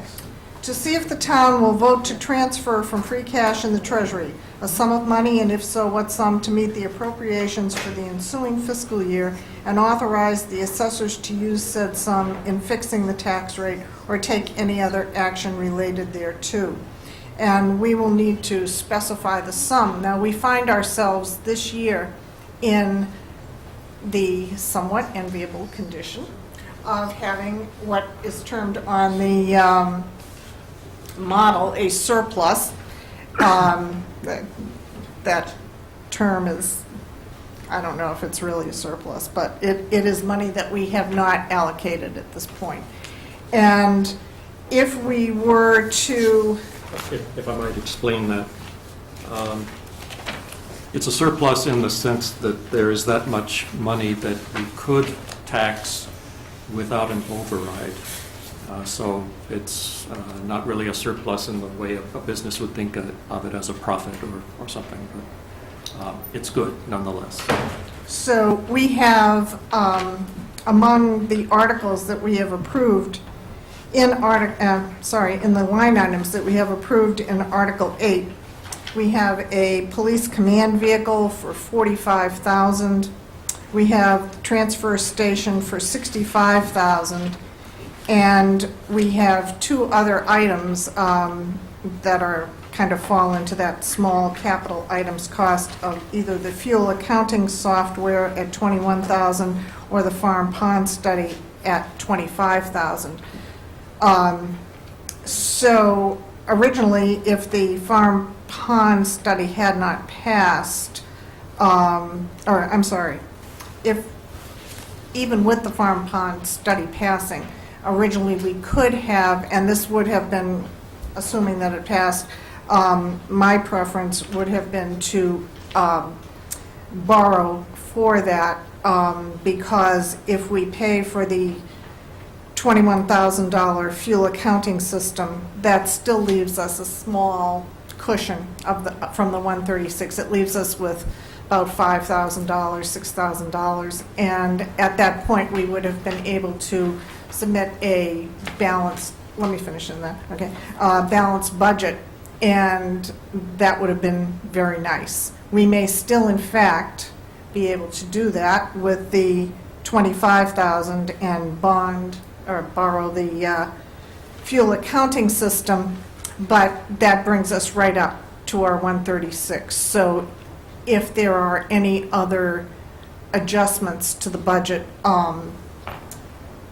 such as more snow and ice, or last year, I think the day of town meeting, we get hit with a bill, I forget how much it was, but hundreds of dollars for either Norfolk Aggie or Tri-Valley. So that, we would just have to, we're not talking override, I mean, we would just have to dip a little bit further into free cash. So I guess with the farm pond not being a borrowable item, I guess I would recommend that we either fund the command vehicle and the transfer station and the farm pond study with free cash, and that brings us right up to the limit, or that we simply fund only the command vehicle and the transfer station, and that gives us about a $20,000. Mary, didn't I hear that didn't the capital committee say that we could not fund the farm pond as capital?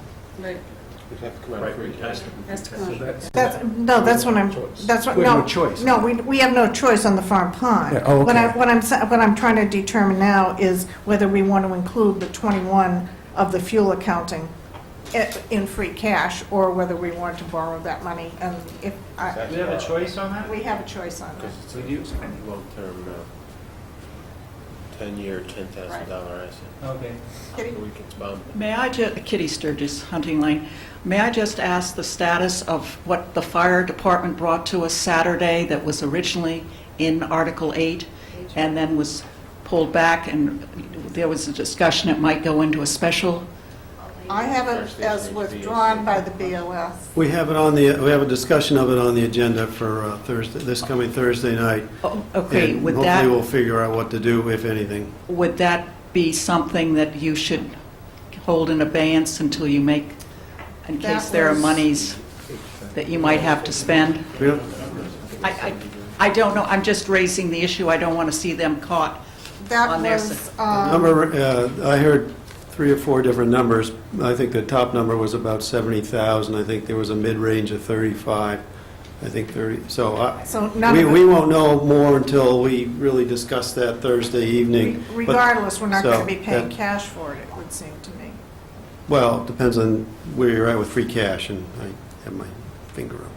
Yeah, we'll get to you. I just We'll get want to you, raise it. Peter. I just want to raise It is part of a capital project, and so it could be borrowed. Yes. Yeah, Yeah. yeah.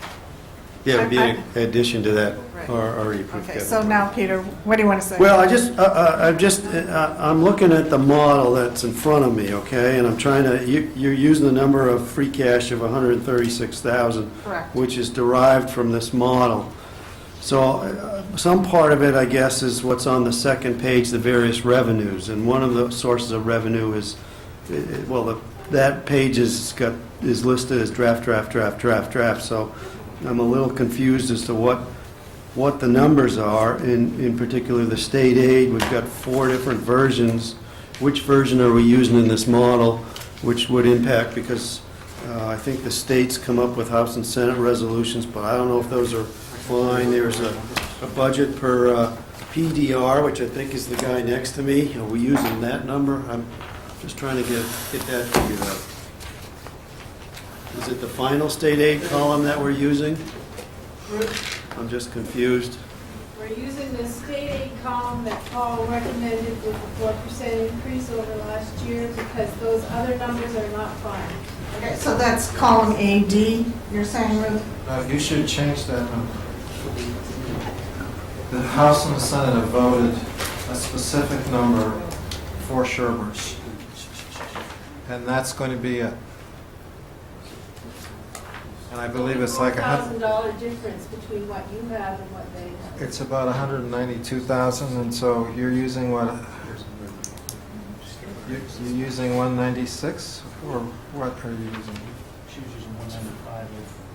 She was using this column, Paul, which is your numbers. So it's 195? It should be 191. It's about 4,000. $4,000 difference. Yes. Right.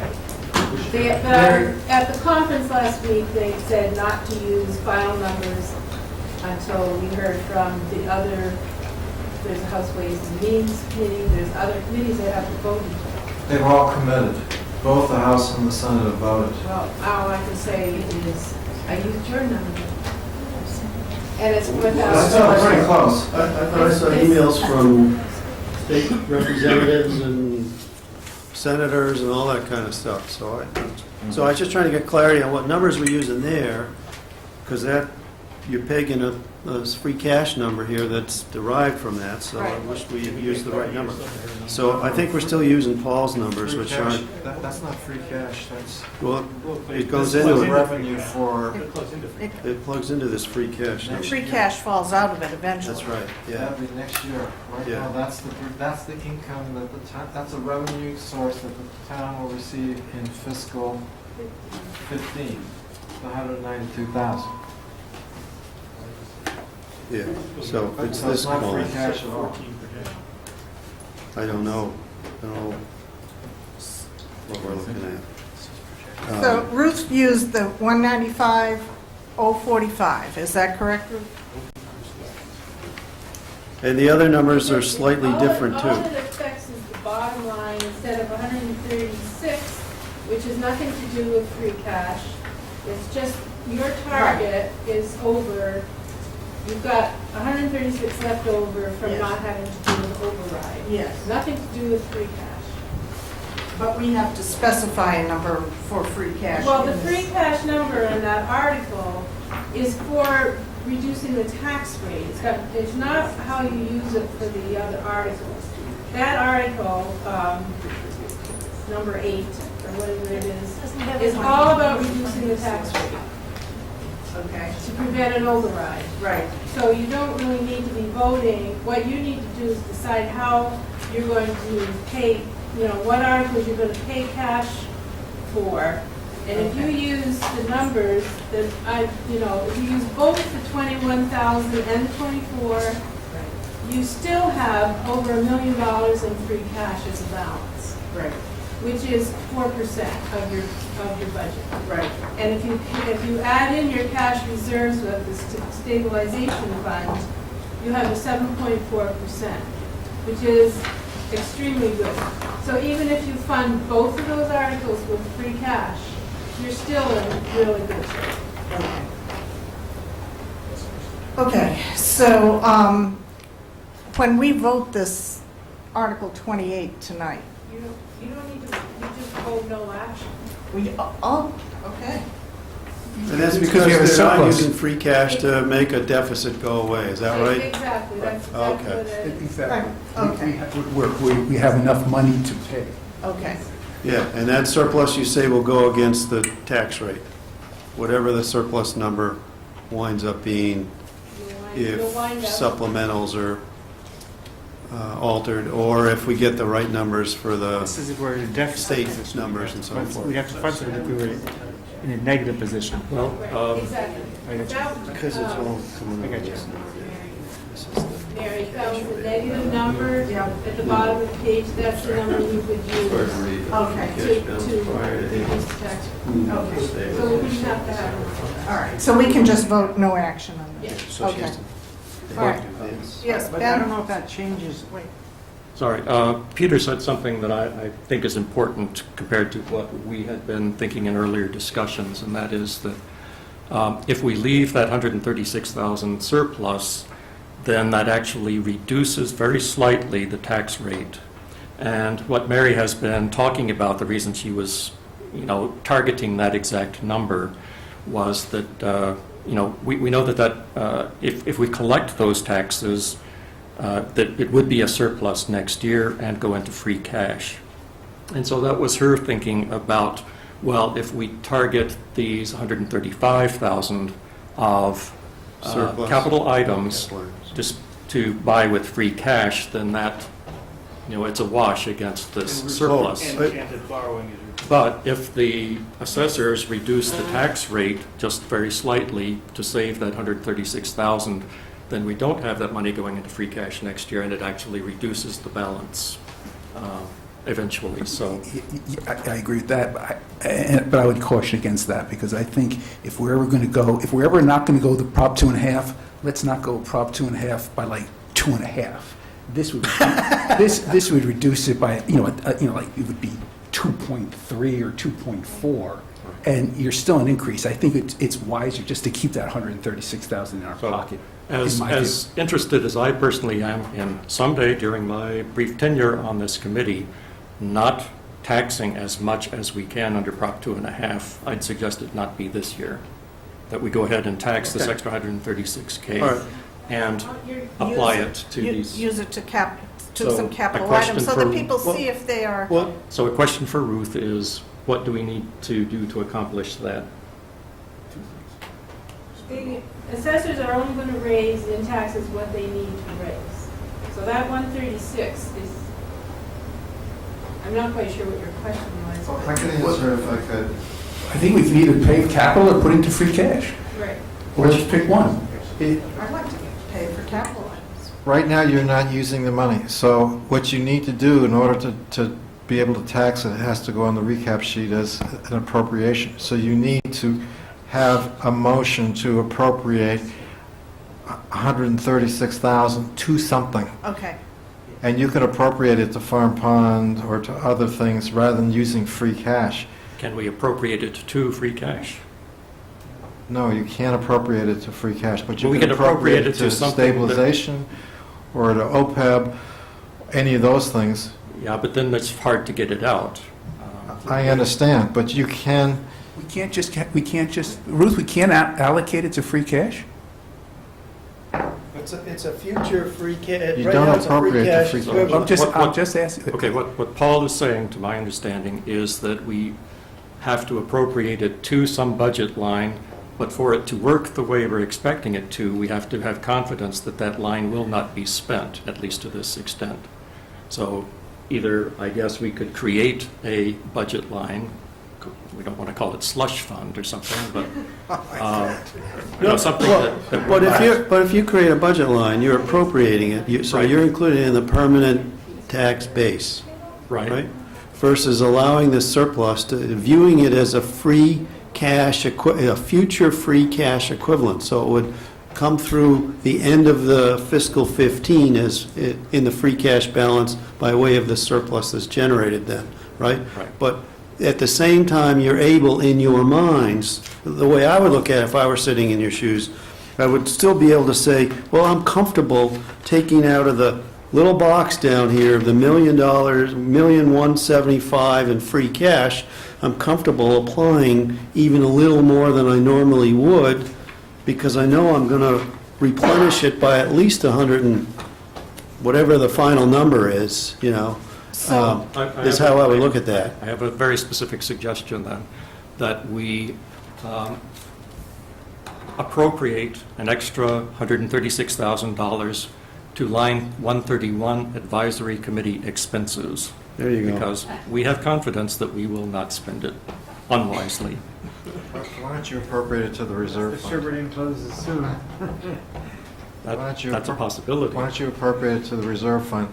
The advantage of that We know is... there's lots of fingers that like to get into the The reserve. advantage of that is that you can choose not to spend it, but if an emergency comes up, you can get to the 136 Whereas if you put it into an actual appropriation, the expense that you needed may not be a expense of the advisory committee. It may be a new boiler needed somewhere.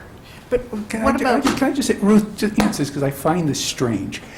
You're telling us that we cannot tax the citizens sufficiently to put X amount of money into essentially a savings account called free cash. Am I hearing we cannot do that? That's not free cash is not a savings account. That's stabilization. I'm just asking the question, if we had no money in free cash, and the town said, you know what, our operating budget is X, but we want to tax the citizens a little bit more than that, so we would have a little leftover money, it could not be applied to free cash. I'm just asking. Free cash is, the answer is yes. Free cash is the result of a computation at the end of the fiscal year. That's what that is. It's not a fund that is a savings It just account catches money that hasn't been appropriated, is what you're saying. or spent, It's appropriated, not appropriated, spent. but not spent. and so we can't use that money to pay for Farm Pond and the command vehicle? Is that what you're telling me? We have to borrow that money?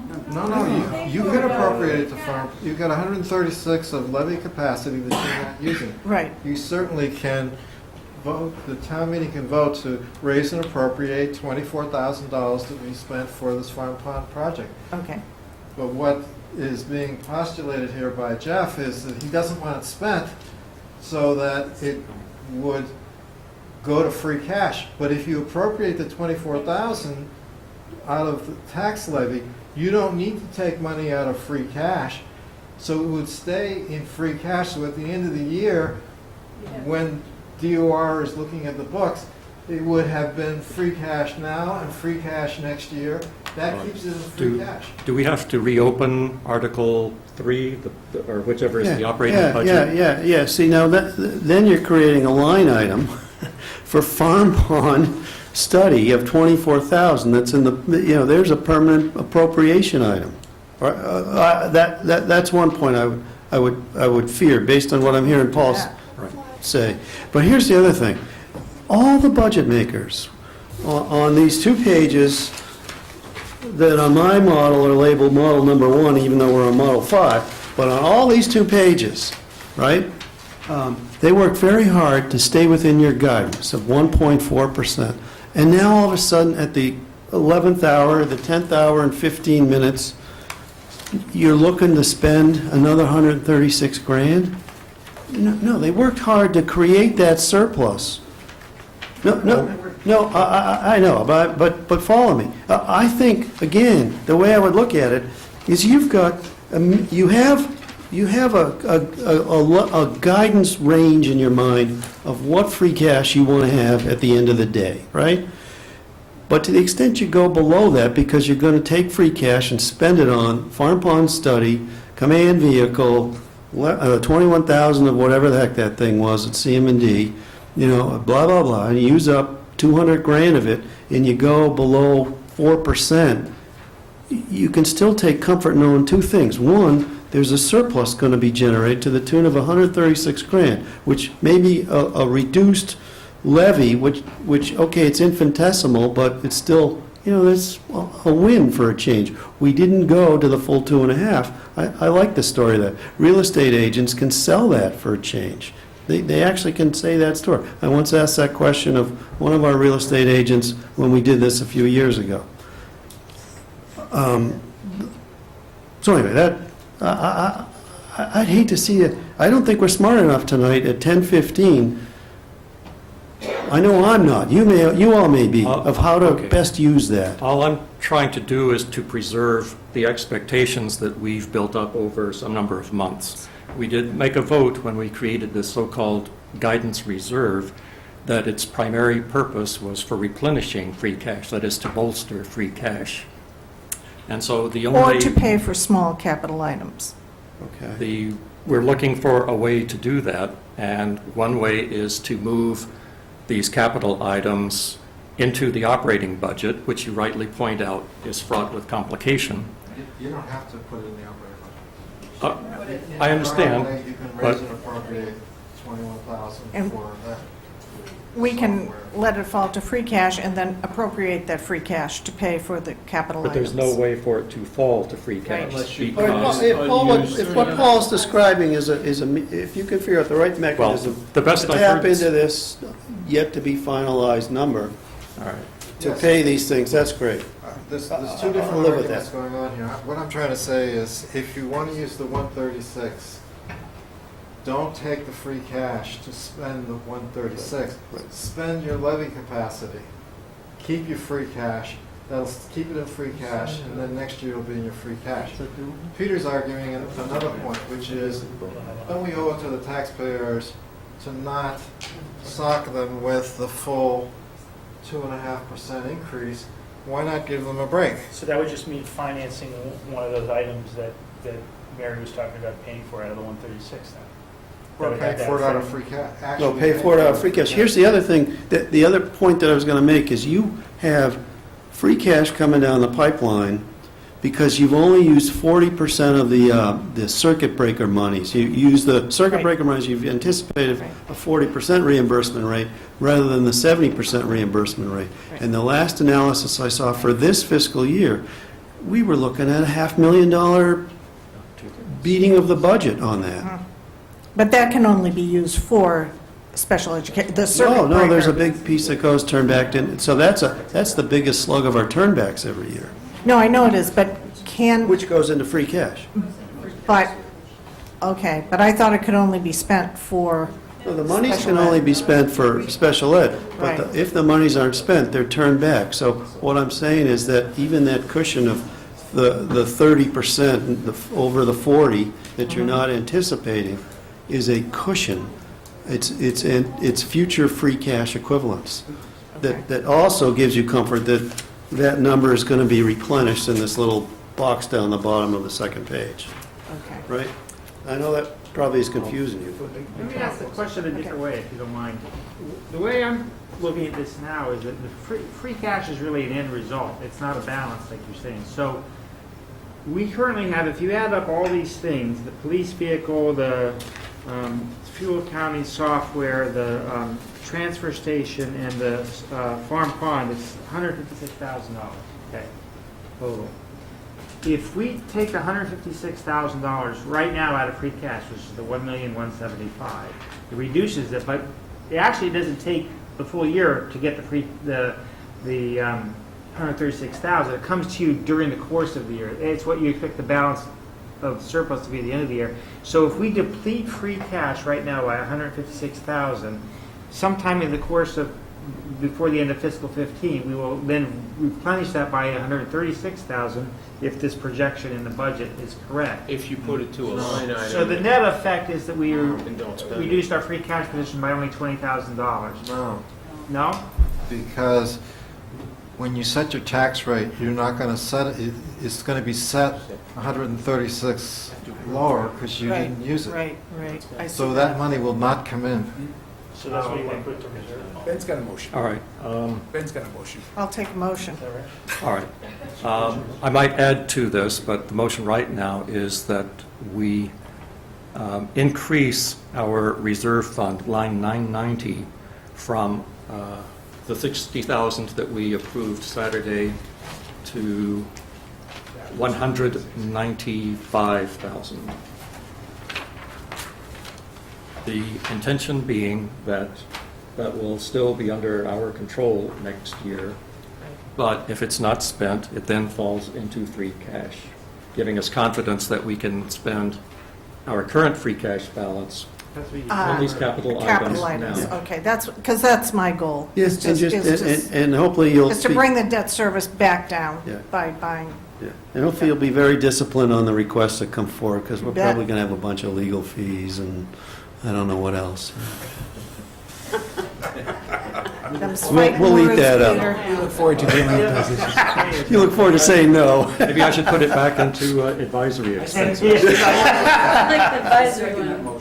Which, advisory expenses? Yes. Yeah, the reserve All fund. right. Okay.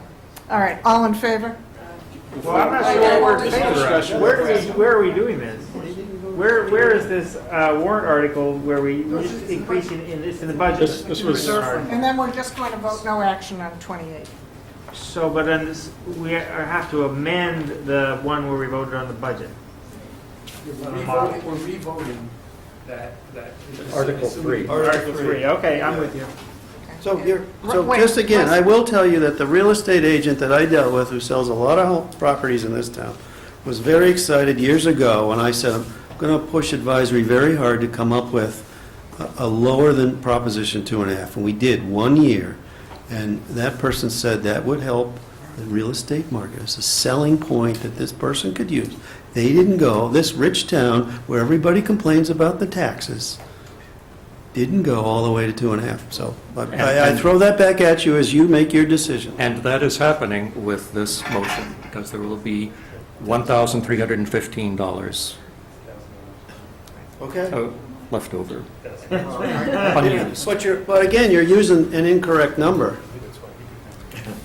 So it's Understand. 5,315. It's a moving target, and Okay. Further, Need the motion, yes. That's a good question. please? Funding out Yeah, of free the- cash, the amount of $156,000. all right, Motion the- to increase our reserve fund line 990 from the $60,000 we approved Saturday to $195,000, the intention being that will still be under our control, but if it's not spent, we'll fall into free cash. Wait, that's not a wrong, take it for free cash? No, you want No, no. to raise and appropriate. okay, whatever that goes into Article 3, so raise and appropriate. So That But would you're be- amending your original motion that you passed, or you did that? hang on. Actually, we haven't done it yet, I don't think. You're bringing up for reconsideration. All right, so we're bringing up for reconsideration Article 3. Within Article 3, in particular, we are looking at line number 990. 990, the reserve fund. And the motion that I would like to hear is to change the appropriation for line 990 from 60,000. 60,000, right, to, and I need the exact number on this, 195. 195,000. So moved. Second? Second. All in favor? Can I? Oh. Sorry. And so by doing this, that won't get used, and the theory is it will go into free cash, but we'll use free cash to fund these items in Article 8? Correct. Is that the idea? Yes. Thank you. Yes. All right, all in, We have yes, but wait. Yes. All in favor? Okay. Then when we write our recommendations to town meeting, we can recommend that, let's say, the command vehicle, we recommend favorable action and that it be funded by $45,000 from free cash, which we will get back during the year, next year, Right. at the end of the year, next year. Reserve fund is not. Assuming the reserve fund does not spend down. But if there is a disaster, then we'll have Then we'll have a reserve fund. We can pay for capital items with cash. It has nothing to do with reserve. No. No, No. no. The reserve fund will filter through as long as, it's not used. Right. It's game money. Frank? Frank Hitz, South Main Street. So this means the ones that you fund with free cash will not need a two-thirds vote then, they'll need a majority of those capital items. Is that correct? And they won't go on the Yes, I ballot, think right? That's correct. No ballot question, two-thirds. So could you, Mary, just be clear on which ones you are going to be funding using free cash? The amount, the items and the amounts, because I'm looking at, again, another one of these 4 draft pages of the So model. my intention going in... This is Article 8, right? Yes. So my intention going in was to, before all this happened, but, if somebody just said, use your 136,000 that you've got, okay, Yeah. it would have been the command vehicle, Yeah, the transfer station, 21,000. right, the transfer station, 65,000. right? Yeah. And originally, either, Madam Chairman, may I Yes. suggest, the history doesn't matter. We can Okay. just say what's Okay. on the table. okay. Farm so pond management plan, farm right, pond 25,000, farm- right? Farm pond management plan, For 25. right. Okay. So the total's 135,000. Gotcha. How convenient. Carol? Carol Marble, 8 Stony Brook Road. Traditionally, we have always put the vehicles on the ballot. For some reason, Sherborn voters seem to want to get a chance to vote on those. So you might just take that into consideration. We can't completely do that here, Carol, because there's actually another police vehicle in the budget. The partial response No, to she that said is on the ballot, not, beyond. yeah. there will be the Seaman D snow fighter dump truck for 175,000, then there's the ladder truck for 900,000. So there are going to be vehicles. Yeah. Is there still a possibility that if that state bid number comes in, it could be lower than 900? Yes. And Possibility. then that'll free up more money. Yes. That's correct. Yeah. That's No, correct. they're trying to. No, I think that's a reasonable But that's- expectation, actually. Right, but so that's another. As long as the that gives you a little more to procurement, play with. as long as the procurement process goes. as No, we you can't, hope. I think that's going to be capital for sure. We can't spend that on anything else. But what we'll do is. Right. Excuse me, Peter? I'm sorry, can you, so are you doing the police command vehicle for 45? Correct. The fuel accounting software for 21? No, No. Oh, farm pond. Okay. So the transfer station, 65, and farm Correct. pond for 25? Right. That gets you to 100 135? takes us to Okay. 135. And the fuel accounting software is a capital item? It's bondable. And you want to do that for the small amount? Because you have Didn't the originally. cash available. That was why I was giving the history on it. It wasn't, we would have let the farm, we would have paid for that All and right. let the farm pond I understand. Be careful. come back next year. Yeah, all right. Okay, we can consider taking it out of free cash, couldn't we? You got it. Mary, I'm sorry. You got it. You Excuse me. We're dancing on the head of the pin. Excuse me, I can't hear Ruth. The farm pond discussion changed it from 25 to 24,500. Right. So that's the number that it's going to be, right? Correct. Okay, because I thought Peter was saying. So if you want. Oh, you changed it. 4,500. 24,500. Are you, I'm sorry, I thought you were just asking me for round figured items. I didn't realize that they went for the full, you went for the 24/5. That's We fine. did. Okay. So we're bonding the,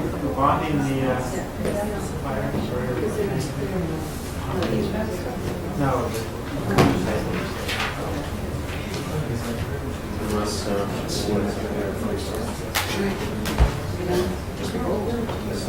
No action. Take no action until we get the actual figures? Yeah. Carol, Yes. Carol, I have a question. Do you know if we were to continue this hearing, if we have to meet, or? I mean, if you voted to continue it but then decided not to? Is that what you're asking? Yeah, basically. You could all. Wouldn't they just open at their next meeting and then close it right away or something? Yeah, open and vote to close. Okay. Everybody And on if forum. if you vote to You're continue it, quorum. you have to do something. Because you haven't closed it. We do intend to have another meeting, so I So- see no problem continuing. Why would you? What are we continuing for? In case anything comes up that we want to deal with relative to this. Well, For example, I'd like to get a final determination from town council on exactly how the 4-4 vote is Works. handled, Okay. how that works. But you need to do that within the context of this hearing? Well, I would In order to be able to report. All right. think so. The issue was whether Anthony could vote. Can It I, doesn't hurt to hear it. This isn't a adjudicatory. can I ask you, the possibility, if we nail down this additional scope of the fire station HVAC system, which we got to get done before this next winter. If we nail down what the real needs are this Thursday night and provide you information to ruminate on and be able to reopen this piece of it, would that be possible? Respecting the process, and I'm just, this is just me asking. This is not the three of us, but I am concerned that we have a fire station heating system that is no good, and we can't move forward on it unless we nail down this additional issue that's been surfaced. And it sounds like this additional issue that's surfaced needs to get done with the doing that's already been approved. Does David have an idea when he might get that information? I'm waiting for the engineer to tell me that one project Mary, can't be done without the other. what's the drop dead date for getting the warrant printed or doing what we have to do? I didn't get a date from Jeannie, but Britt told me that they have to get their report to her by April 7th. So I assume that ours has to be there maybe a little bit before that, because I think ours is a little more complicated for Jeannie to work on. Well, I'm very hopeful that we can nail all this down Thursday night. Well, okay, point of information, would we be able to do without all the special town meeting stuff if we stay open and we can sort of vote everything all at once? Yeah. Well, you That's what we were lost afraid of. that one. Yeah. What, like what? Well, I'm just trying to be practical for the town. The No, I'm town has a trying to fire follow station what- that has a heating system Bring that up. is Well, bad to worse. I'd like to address all important issues, but also like to, put a stop to town meeting after town meeting, so. I'm with you on that. Yeah. I have little appetite for whatever. I don't want to see anything else coming in that we But haven't heard that's just from me. before. Yeah. No. That's the problem with having a special town meeting. Yeah. Are you saying the warrant isn't signed yet? The warrant is signed, When it we was signed? closed, Oh, it's signed and closed. and they're not reopening the warrant. Okay. Any other questions? How do we deal with I'm sorry this? you're not reopening it. What's the point of us continuing our meeting? Well, we have that on there. You just, It's on the you took no action on the fire department because there was no number, we had no good information. So they're keeping it open for that.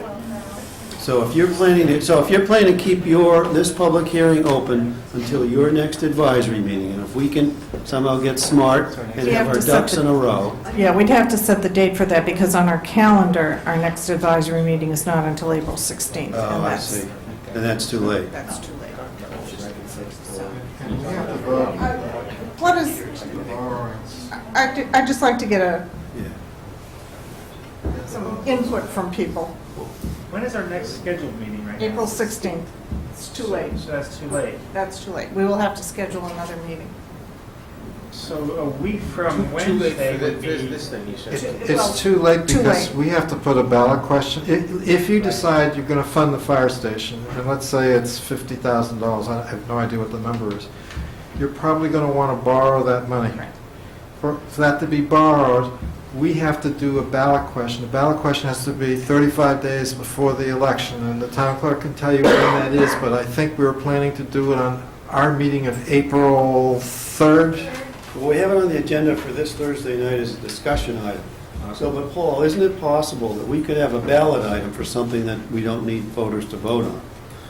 So we could decide Thursday, since this is already in the warrant, doesn't have a number specified, we could put it on the ballot without meeting with you until, the objective is to meet with you, get your weigh in on it before you start writing up things. Right, but And we're or- going to start doing that soon. Right, or as last resort, that we wind up at town meeting all on the same page at this thing. Because all I care about is making sure that we deal with this issue if it's a real issue. I don't know what the real issue is. I don't know what the amount of this issue is. All I do know is that we don't have a usable heating system at this stage of the game, and we got to get it fixed.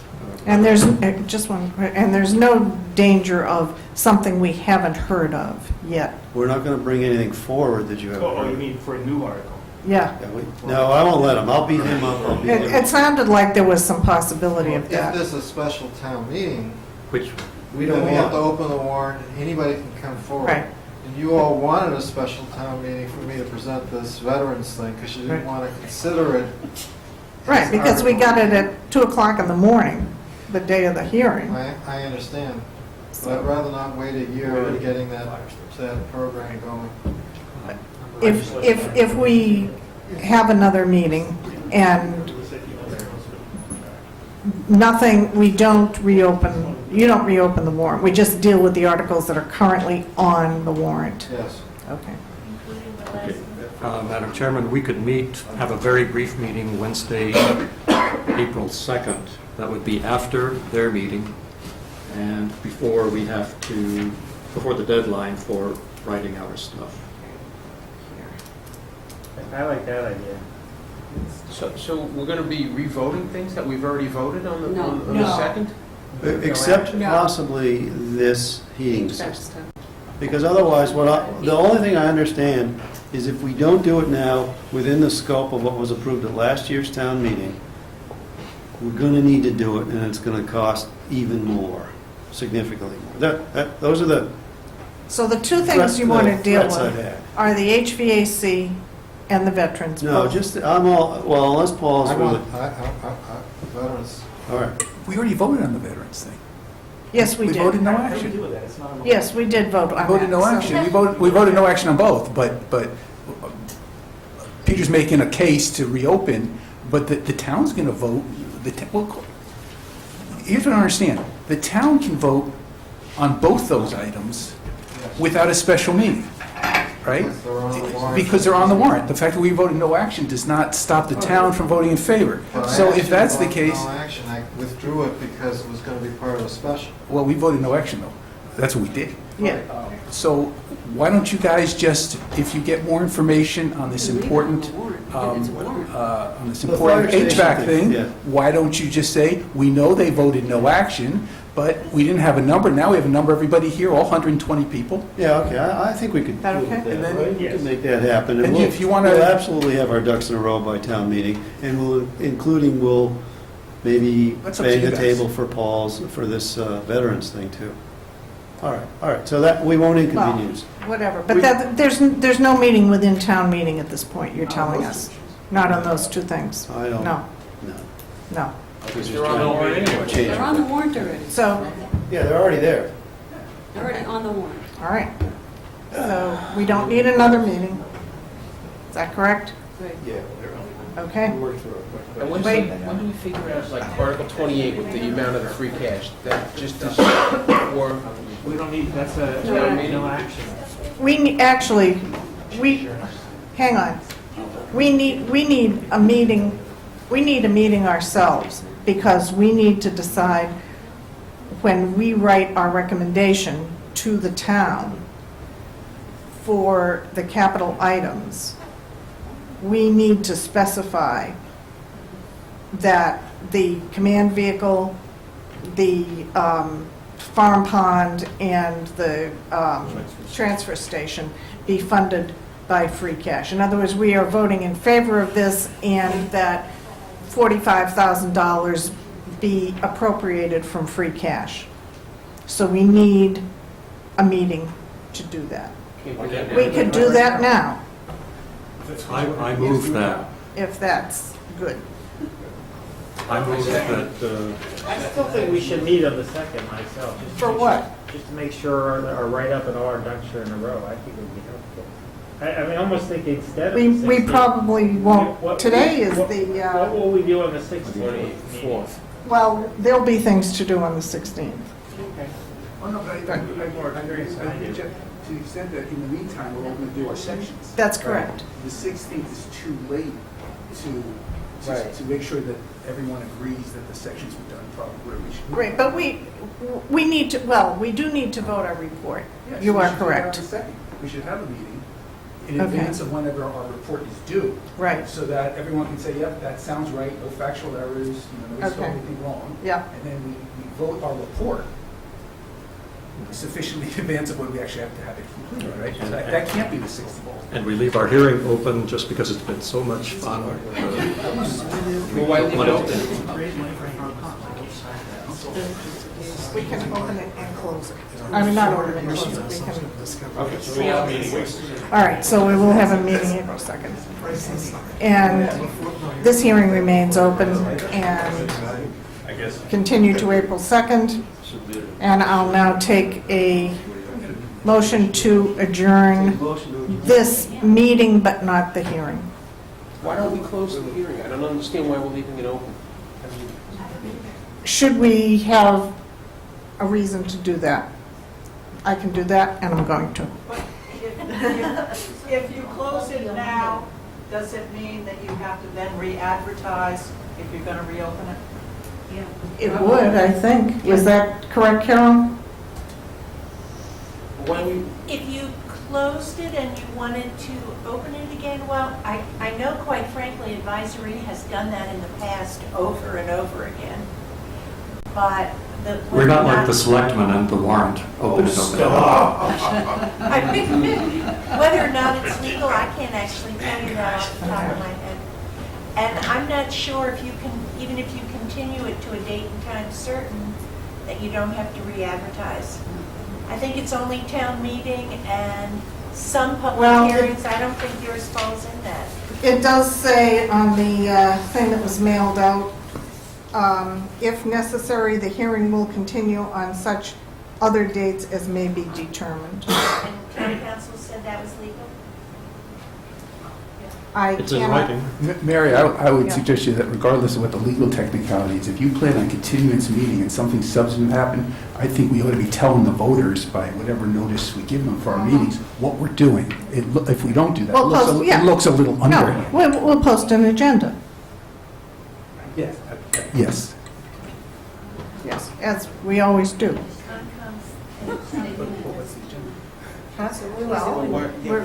I want to get information on what we're, on the Tide article. I want to find out what that means. Does that mean, I've heard two different things. I've heard one person told me it passed, one person told me it failed. No, I've heard that, but I don't think you need another meeting to find, we took And- whatever action we took. Town council can tell you the effect of it. We don't need another meeting. I would like us to have another meeting, and I would like us to address that at the meeting, and I would like to go over our reports and so forth, and we need to vote our final report to the town.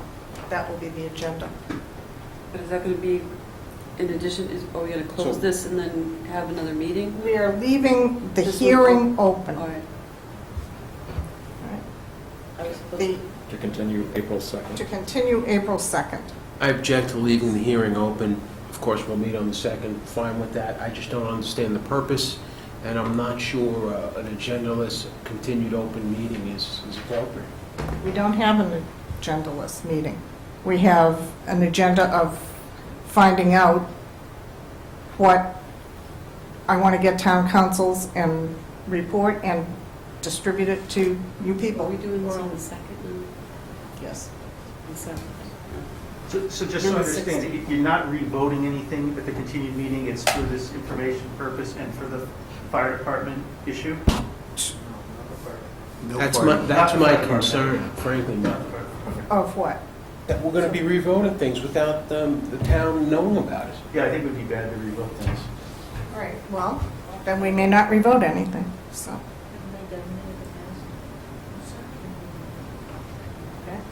Did we settle the I think so. application to those articles? I mean, we've talked about it about 5 times now, but I don't think we ever voted it. Okay.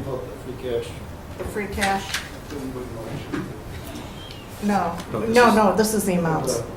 4565. 45, 65, and 24.5. At this point, I don't even know what's on the floor. I thought I heard that there was a motion to adjourn. No, I don't think. The chair's in charge of what's heard. That's the way it should be. Okay, so I do want to vote,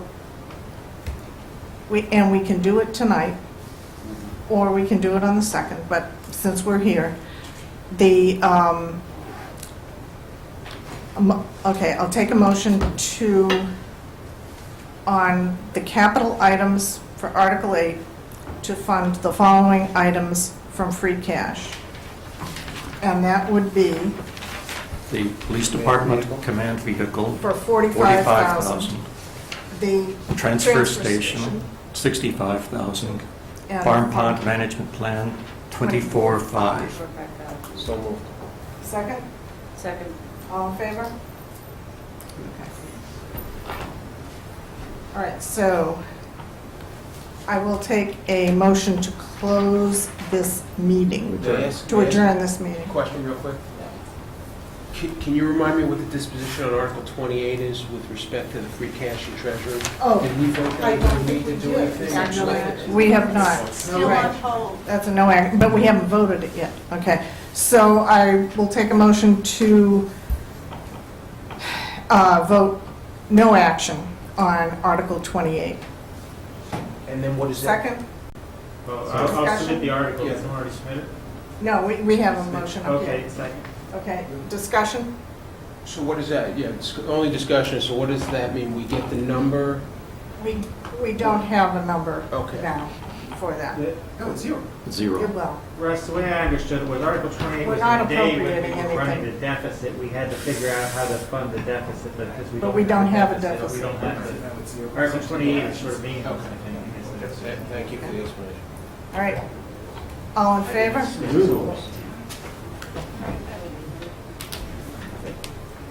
Are we- mentioned adjournment. Well, I think if you want this, if you want the public hearing. I can't adjourn the I believe if meeting. you want the public hearing to continue on April 2nd, I think you have to ask for a vote to continue this meeting till April 2nd for the purpose of considering, I'm not putting words in your mouth, but considering the significant legal significance of the 4-4 vote. Okay, Because the committee has to agree, I think, Right. to continue this meeting. and, okay. So, Madam Clerk, does that make sense? I don't know if it's legal, but it makes sense. Concerning your 4-4 vote, my understanding is you had a motion and a second to take favorable action. And that motion failed because you need a majority vote. You need at least 5 votes yes. You didn't get that, so the default is no action. okay, and you're, That's my understanding. you're understanding, but you're not sure. No. I'm sorry, my question was about adjourning. But I know, but I was just throwing that in. Okay. I mean, I don't want to get myself in a position where you're wrong, not that you ever would be, Carol, but that, where you're wrong and then for whatever reason I have to get involved in a new hearing or whatever. You wouldn't. I guess I'm sure you wouldn't need a new hearing because the deed is the deed. That's the vote, 4-4. That's the fact. The only question is what's the legal significance of it. I think Carol's right, but council will tell you what the legal significance is. Council will either say to you just what Carol said or something else, but it won't change the fact that it was a 4-4 vote. Okay. I guess reinforcing what he said, if we close the meeting now, if you want to have a subsequent public meeting, we would have to announce it, right? If we decided that we wanted to. Well, we announce our public meeting by posting an agenda. But he's talking Public about hearing. the hearing. Hearing. Oh, Well, he said meeting. If we continue this one, we have to notify people that we're doing that somehow. I'm not sure the agenda is, I get the Well- agenda, but the people, Well, I mean, I can't hold everybody's hand and make them read it. no, but. Will the April 2nd meeting be filmed with mics and the same table set up? Interesting point. You're the only guys who get that. I can't recall how. Nothing in the bylaws says that it has Has to to be be. televised, mic'd, any of that. But my concern is that I believe, Paul, can you shed any light on this? I believe that only town meeting and Concom can adjourn to date and time certain without re-advertising. But what I would say to you is that you don't need to have the hearing open to determine the legal significance of the vote, nor does the hearing have to be open for you take another vote or do whatever you want to do. Okay. If she determines that your ninth member could vote or whatever, you don't need the hearing to be open. The point of having the hearing open is to take new evidence. So if you want to take new presentation, then you need to hold the hearing open and you should so vote. But if you're closed with hearing I don't want any new evidence, evidence, I'm done. you don't need to hold the hearing open in order for you to discuss legal issues about Right. the implications of what already happened. Okay, all right, good enough. That's clear, I understand. So we'll close the hearing. And adjourn. And move to adjourn, done. Right, thank you. George is